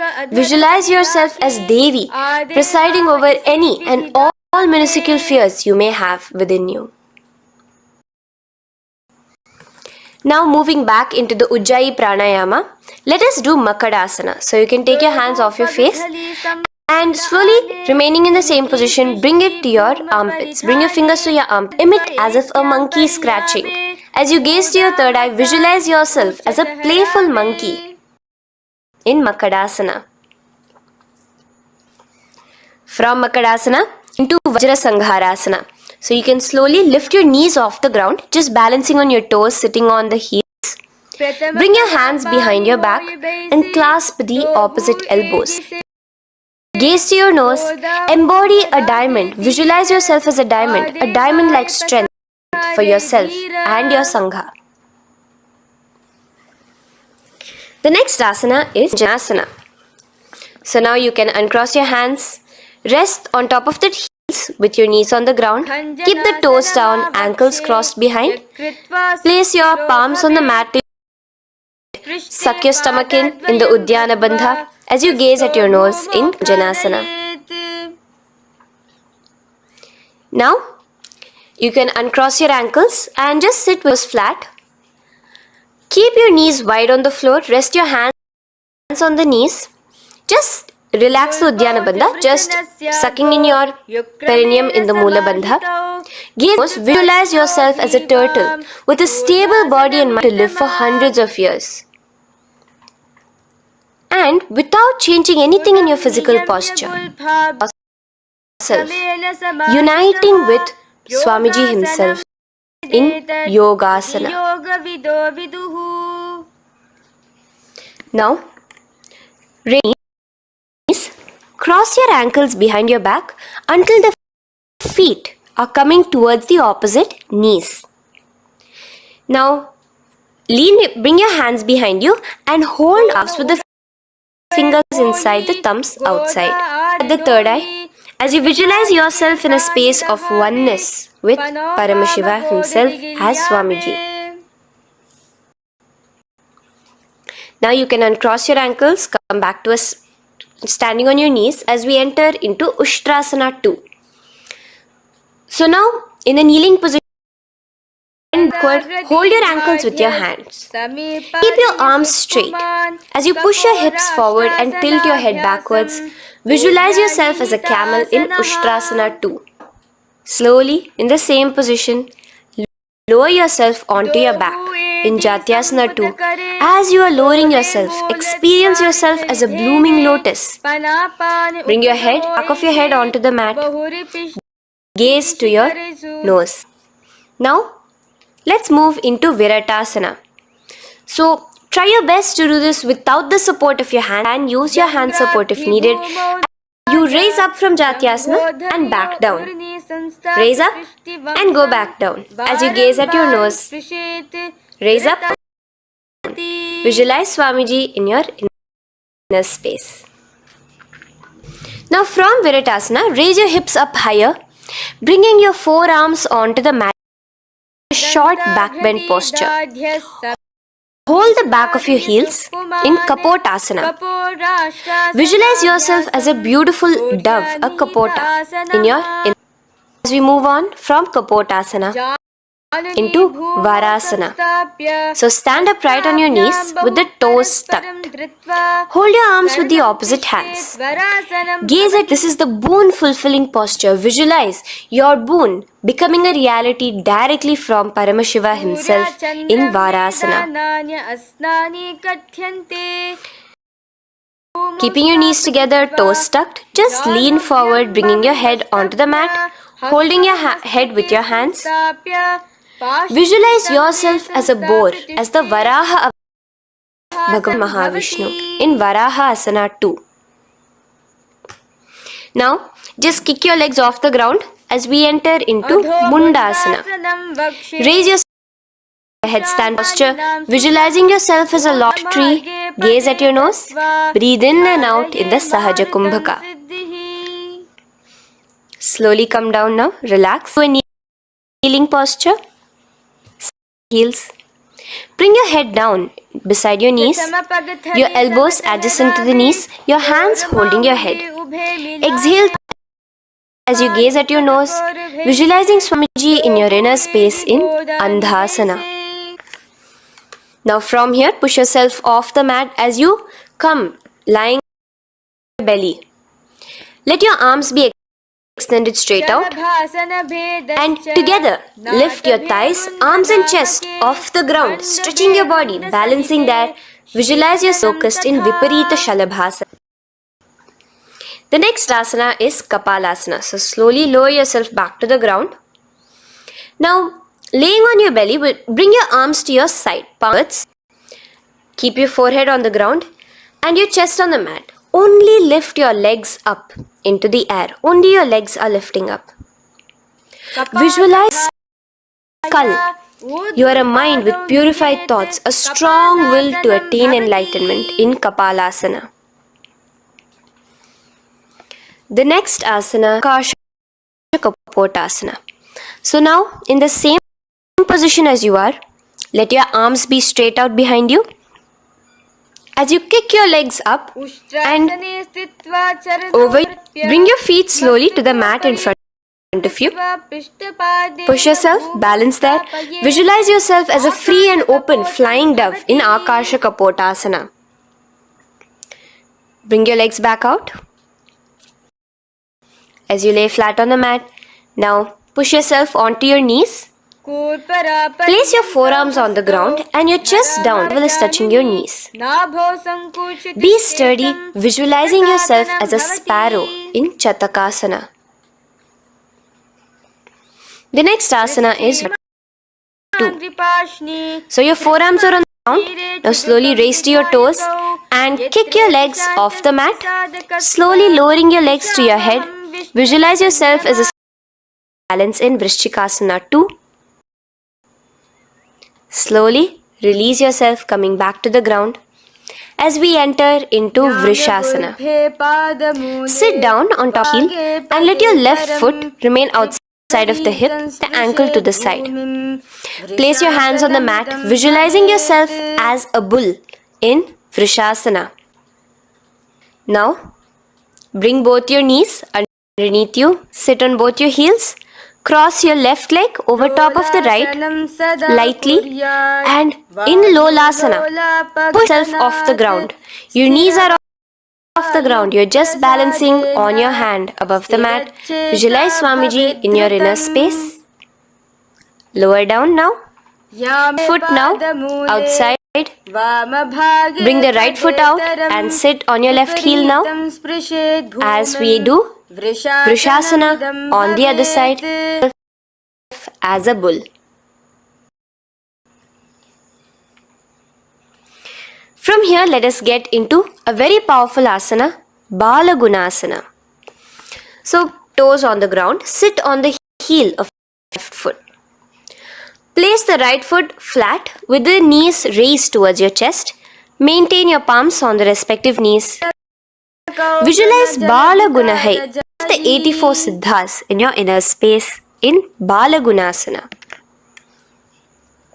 Now come to a squatting position.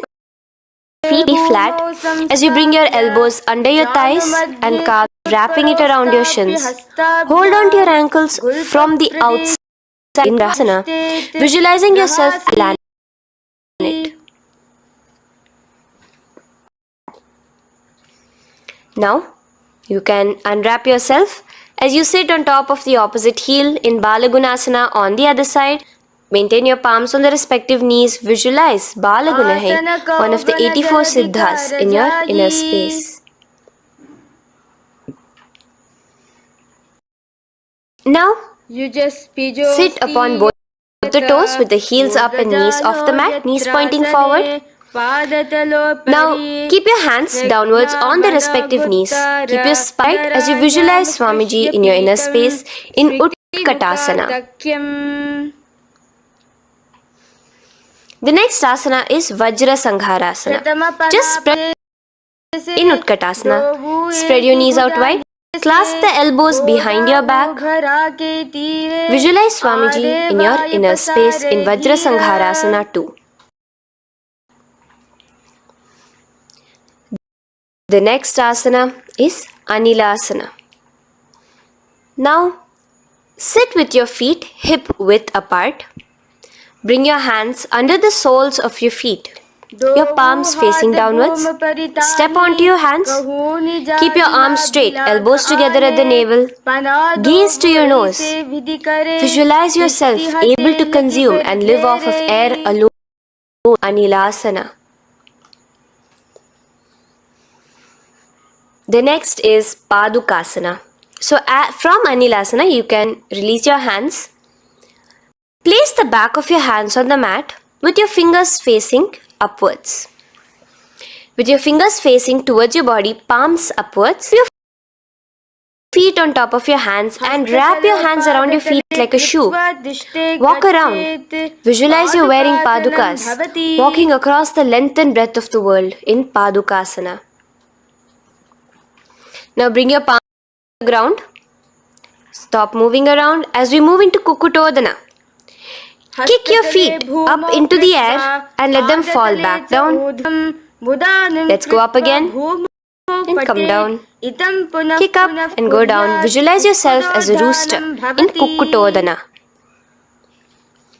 The next is Viparitasa. So as you're kicking yourself up, you can go up into a complete handstand posture, which is Viparita Nrityasana. Do take support if needed. And move as if you are dancing in Viparita Nrityasana. Slowly come back down to a standing position. Lean forward and let your feet slightly apart from each other. Bring one palm down on the mat with the arms straight. Bring the opposite hand to your head and be stable in Kunjarasana. Now just put that hand down. As you bring the other hand to your head, repeating Kunjarasana on the other side. Be stable here. Now, you can squat back down onto the ground. Keep your feet flat. Hold your respective ankles and lift your feet off the ground in Kadamba. Visualize yourself as a Kadamba tree, a pious tree that promotes a long life. The next asana is Pavan. Now sit back down onto the ground. Knees towards your chest. Let your hands wrap around your knees. Hold it close to your body. Visualize all the excess vata, air, and releasing in your system. Pavana Muktasana. Now, let us move into Chakorasana. So first stretch your legs out. Bring one leg behind your head. Now place both hands on the ground and lift your body off the ground while lifting the other leg too, up straight. Visualize yourself as a powerful source of energy Gaze at your third eye in Chakorasana. Slowly relax back down. Now, hold your left toes with the left and middle fingers. Pull the foot to the left ear. We are entering into Dhanurasana 2. Extend your right leg out, keeping straight. Hold the big toe with your right hand.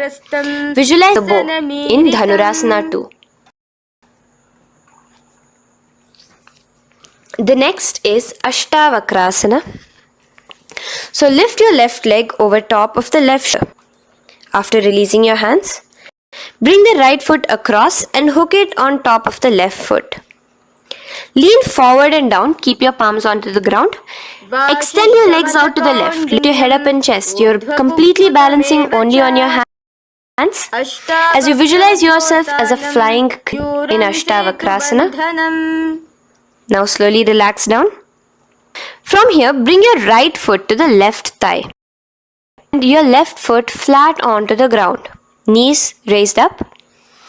Have your left shoulder underneath the leg and place your hands flat on the ground. Gaze towards your third eye. Visualize you are immortal, able to exist solely from prana alone in prana. From here, moving into Parshva Matsyendrasana. Place your right foot at the root of the left thigh. Then by the side of the right knee. Hold the left leg by the right hand. Twist your body out. Remain steady here, gazing at the third eye. Visualize Matsyendra, the great Rishi, Yogi, master of Hatha Yoga, in your inner space.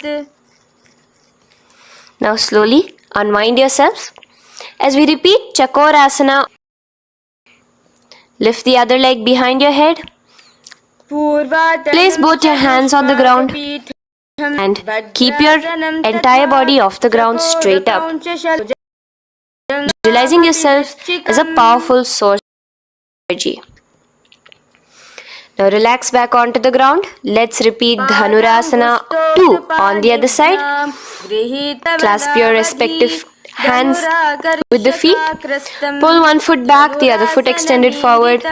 Visualizing yourself as a bow.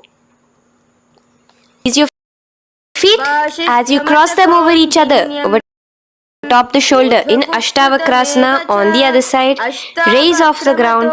Visualize yourself as a flying crane. The next asana, we'll be repeating Pranasana on the other side. Bring the right foot to the left thigh. Bring your hands onto the ground with the knee raised. Gaze at your third eye, visualizing yourself able to live off just alone.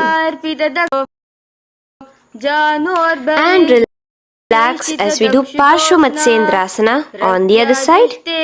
Twist yourself, visualizing Matsyendranatha, gaze towards your third eye. And from there, let us enter into Ardha Paschimottanasana. Keep one leg straight and the heel. Bring your chest forward and down. Hold your toes and feet and bring your head towards your knees. Here in Ardha Paschimottanasana, Swamiji in your inner space. Now raise up and the foot which was at the inner thigh, rotate it outside of the hip. Now hold the sole of your other foot and lift your leg up towards your forehead. Try to bring your knee to your forehead as you keep your knee straight. Gaze to the nose in Kraunchasana. Visualize yourself as a crane. Now slowly relax down your leg. The leg that is now straight, you can bring it to the inner thigh as you straighten out the other leg. As we repeat, Ardha Paschimottanasana on the other side. Lean down, clasping your foot. Head to your knee. Visualize Swamiji in your inner space. Slowly raise up. Place your right ankle outside of the hip now. Hold the sole of the left foot, lifting the leg up towards your forehead. Stretch yourself there. Gaze at the tip of your nose. Visualize crane in Kraunchasana on the other side. Now, from here, bring the soles between the thighs and calves. So, bring your soles between the thighs and calves. Keep your spine straight, palms resting on your knees. Visualize a swastika, embodying peace, well-being, good fortune and prosperity as you gaze at your nose in swastikasana. Now, without changing anything about your position, take your hands alone. Cover the respective heels with your hands in Gorakasana as you tuck your chin to your chest in Jalandhara Bandha. Gaze at your nose. Visualize the great Rishi Gorakhnath, founder of the Natha Yoga Hindu order. Now release the Jalandhara Bandha. Continue to keep the Mula Bandha engaged throughout the whole sequence. As you raise one foot to the opposite thigh, bring your hands to your face in the Shanmukhi Mudra, closing your eyes with your index finger, nose with the middle finger, ears with the thumbs. Gaze at your third eye. Meditate on Swamiji himself, the Supreme Pontiff of Hinduism. Now release the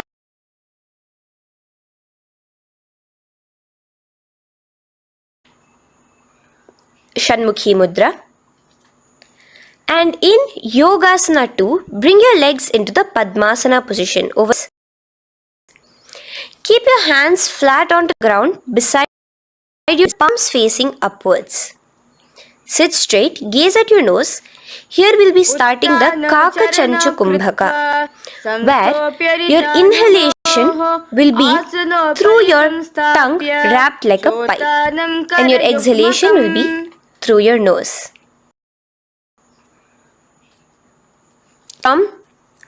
Yogasana 2. Now keeping your palms beside your body, just switch them around to be flat on the ground and push your entire body off the ground, balancing. Visualize yourself as a rooster in Urdhva Kukutasana. Now relax down. Come back to a seated position on the floor. Keeping your legs in Padmasana, insert your hands and place them on the mat. Remember, do not lift your body up, just stay seated down there. In Siddha Harituliyasana, gaze to your nose, visualize Swamiji himself in your space. From there, let's enter into Hamsasana, where you will actually be pushing yourself off the ground. Lift your thighs up high above your elbows as much as possible. Gaze to your nose, visualizing yourself as an elegant swan in Hamsasana. Now release yourself. Now, do not take your hands out from between your thighs and calves. Just go onto your knees and reach your hands behind your body with your interlaced in the Parashu Mudra. Bring your forehead to the floor as you gaze at your nose. Visualize yourself as Lord Paramashiva's bow in Karmukasana. Now, slowly come back to the seated position as we move into Kurmasana 2. Keeping your hands in between your thighs and calves, bend your elbows and hold your respective shoulders with your hands. Visualize yourself as a turtle, a stable body and mind to live for hundreds of years. Now in the same position, just engage the Jalandhara Bandha, tucking your chin to your chest as we move into Granthi Bhedasana, gazing at your nose. Rejoice, knowing you are in Parashiv's secret knot posture. And from there, release the Jalandhara Bandha as you roll onto your back. Keep your hands on the shin, flat on your back. As you visualize yourself as a turtle on its back, playful, gaze at your nose in Uttana Kurmasana. Now rock yourself back to a seated position as we do Pangu Kukkutasana. Now it's the same as between your thighs and the calves. except you will be placing one hand flat on the mat. Hold the wrist with the other hand. Lift your body up and holding only on one hand. Visualize yourself as a rooster in Pangukutasana. Now release back to the ground. Hold. Let's do Pangukutasana. Place the other palm flat and bring the other hand holding the wrist. Push yourself off the ground. Visualize yourself as a rooster.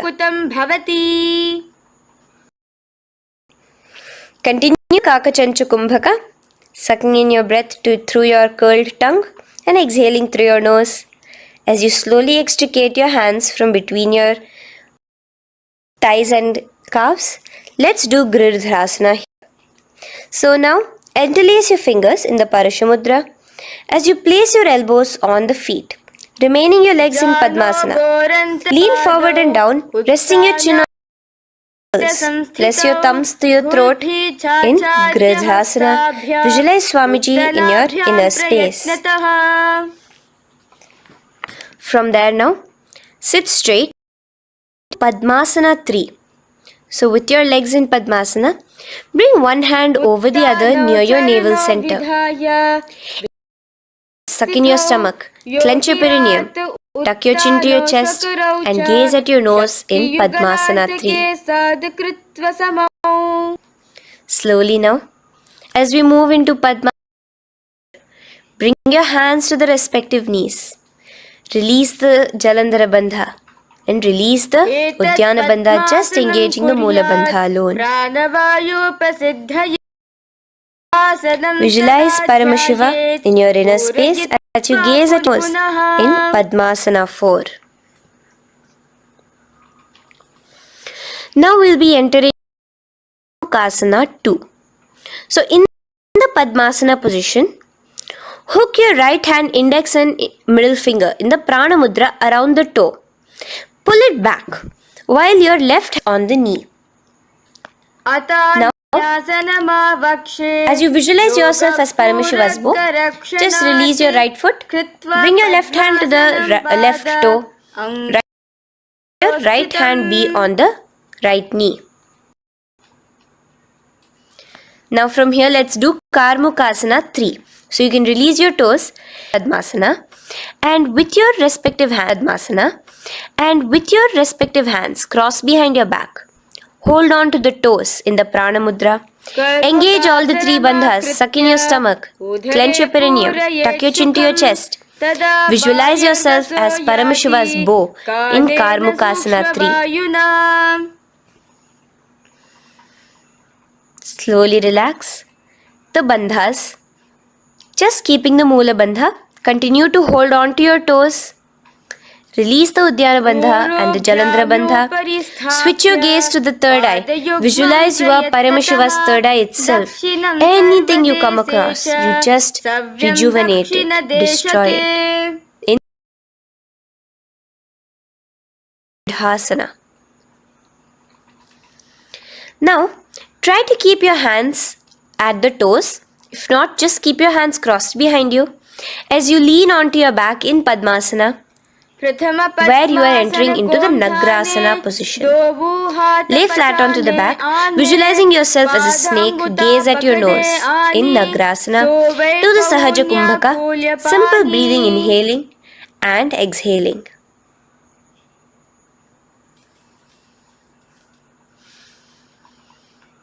Now bring your knees to your chest. Your hands wrap around your knees. Uncross your Padmasana. Bring your knees to Bring your hands to the Parashamudra, the fingers interlocked on top of your knees. As you pull your chin up to your knees, visualize yourself as a ball in X.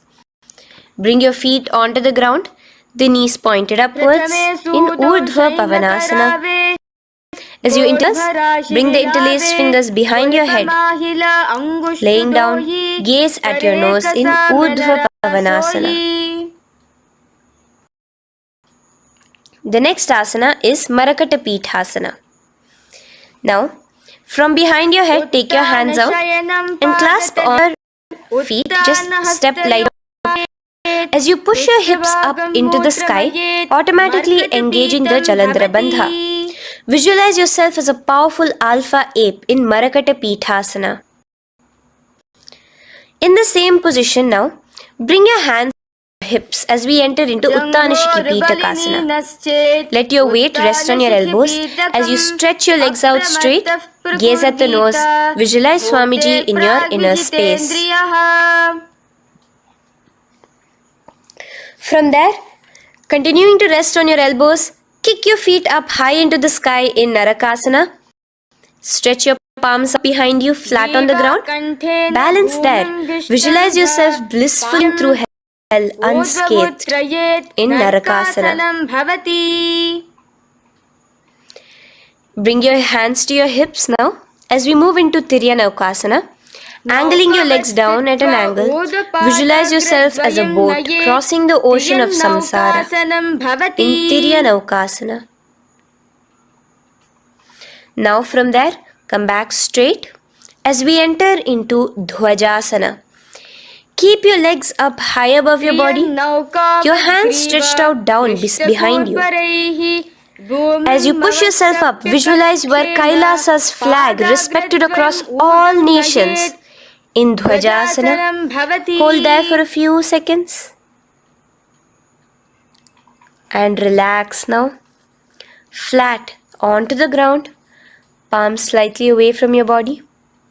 Do not move at all in Mritasana.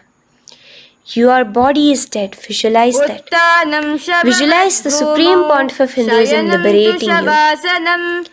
Let your awareness travel to all the parts of your body in the Shakti Chalan Mudra as we do Mritasana.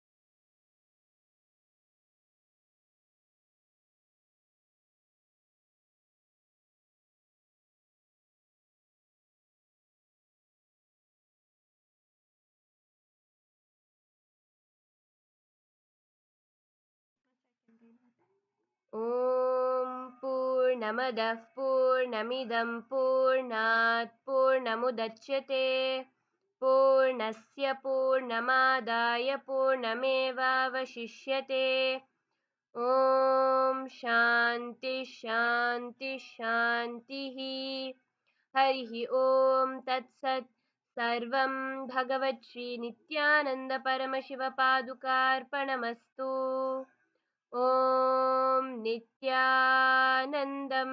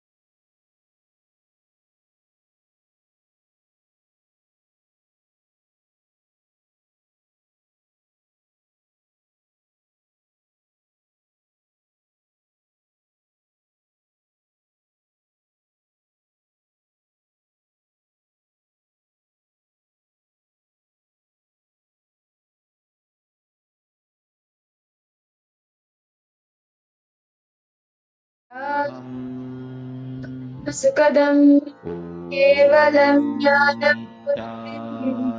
dvandvatina sadisham tattvamasya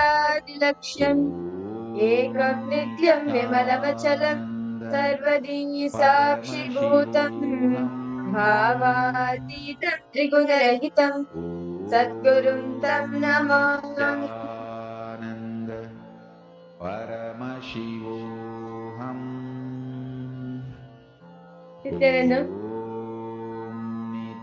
we welcome all the participants who are joining us today for today's Paramashivoham program.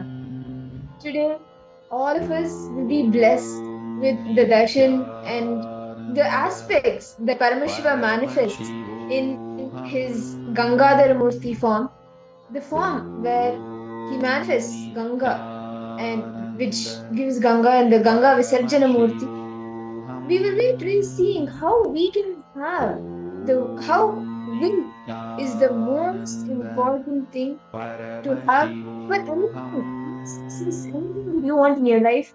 Will is important, and how to make that will happen. What is will? What super determinism? That is what we will all be learning and diving deeper into today. Yes. Today's program is actually one of the very interesting program, as today you are going to be able to understand how to manifest life out of your will. And to understand, see, will is exactly a will. When your urge becomes urgent, when urge becomes a very urgency in the will, that no matter what it is, I'm going to make it happen. Come what may, that will you carry within yourself, right? That's what Swamiji mean by super determinism. As today, all is going to be receiving the darshan of Bhagavan Gangadhara Murti, because it symbolizes this action, the very manifestation of Paramashiva in Gangadhara Murti shows each and every one of us we can build super determinism in us. Just like how Bhagirata manifest the Ganga for him, and because of him, all today almost 2 billion population of the world are benefited from Ganga because of Bhagirata. And today, see, actually, many of you may have the question like, what happens in life? How does it happen? Is it our decision or it's time? All of these questions will be answered today in today's program. And we welcome each and everyone who have joined us on Zoom and on the social media platforms on YouTube. And all the participants watching us who have tuned in for the program from YouTube, Facebook, Twitter, and all other social media platforms, you can actually head to paramashivoham.org and join us in the Zoom rooms, and we can help to guide you personally as well. And today, let's begin our day with the power manifestation. So, we all just did the yoga, we all had the Prathama Vinyasa Krama and Ditya Vinyasa Krama with all the 12 bandhas, the pranayama, the bandhas, and all the other aspects, the 12 components. Now, in that same space, let us all enter into the power manifestation. And as today we will be learning about will, I request each of you to just make the will. Okay, let's manifest powers today. Let's manifest the reality I desire. See, all the things that you wish to manifest, all your desires, you can manifest it by power manifestation. So let us now enter into the power manifestation. Today we will be beginning our day with the third eye reading. Each of you will be seeing words. Yesterday and in the previous days, we did colors, we did shapes, we did images, we did gestures. Today, we will be doing words. So, me, myself, and Mamrit, we will be projecting a word to all of you. We will do 2, 3 rounds. We will be projecting these few words. And with eyes closed, you will be seeing what is the word being projected. You will be reading the word. So, participants to please bring your eye bands and tie your eyes. Nithyananda, yes, how are you, ma'am? Sivan. And how is the Maheshwara Puja experience for you?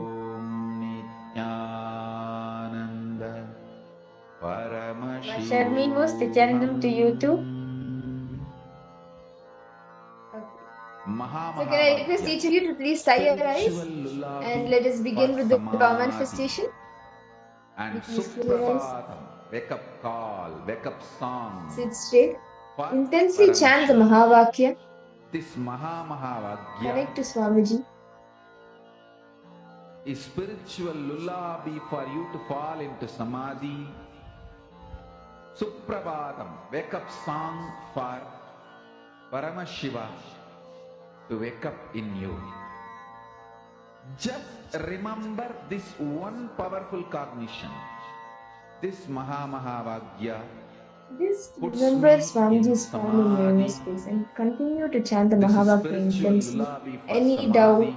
any And questions that may be coming up in your mind, Suprabhatam, wake just up chant the song for Mahavakya Paramashiva louder in than the me. mind and For dissolve all Paramashiva of to that manifest. STHT. Nithyananda Malasivam, I request you could come on camera and you With can tie this your eyes and get one started with the power spiritual powerful manifestation. cognition, chant this Mahamahavagya.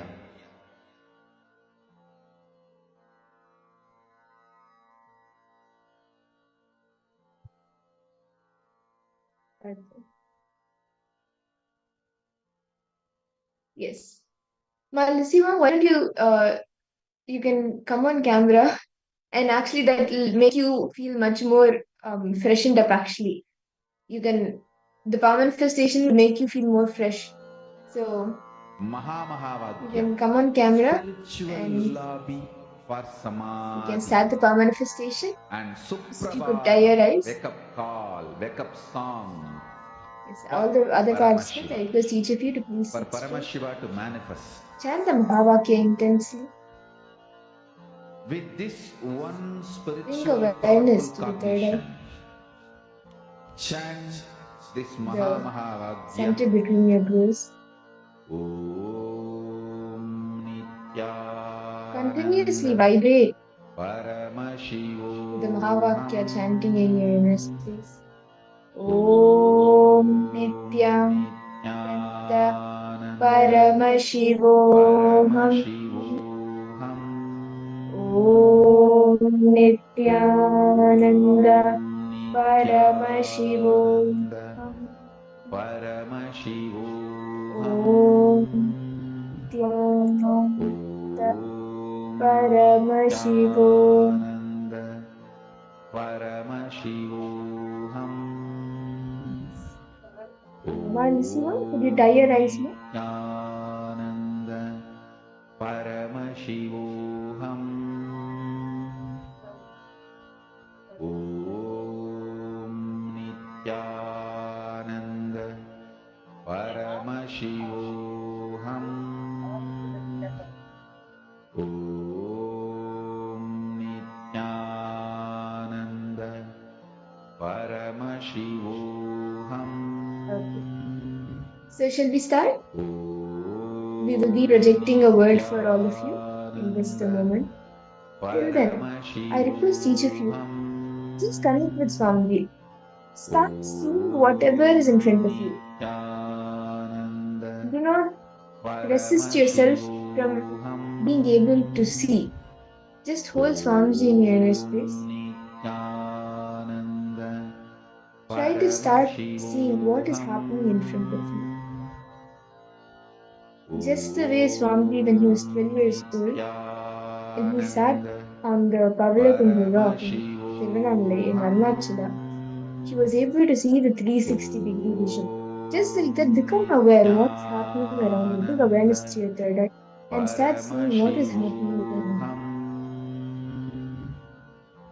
Om Nithyananda Paramashivoham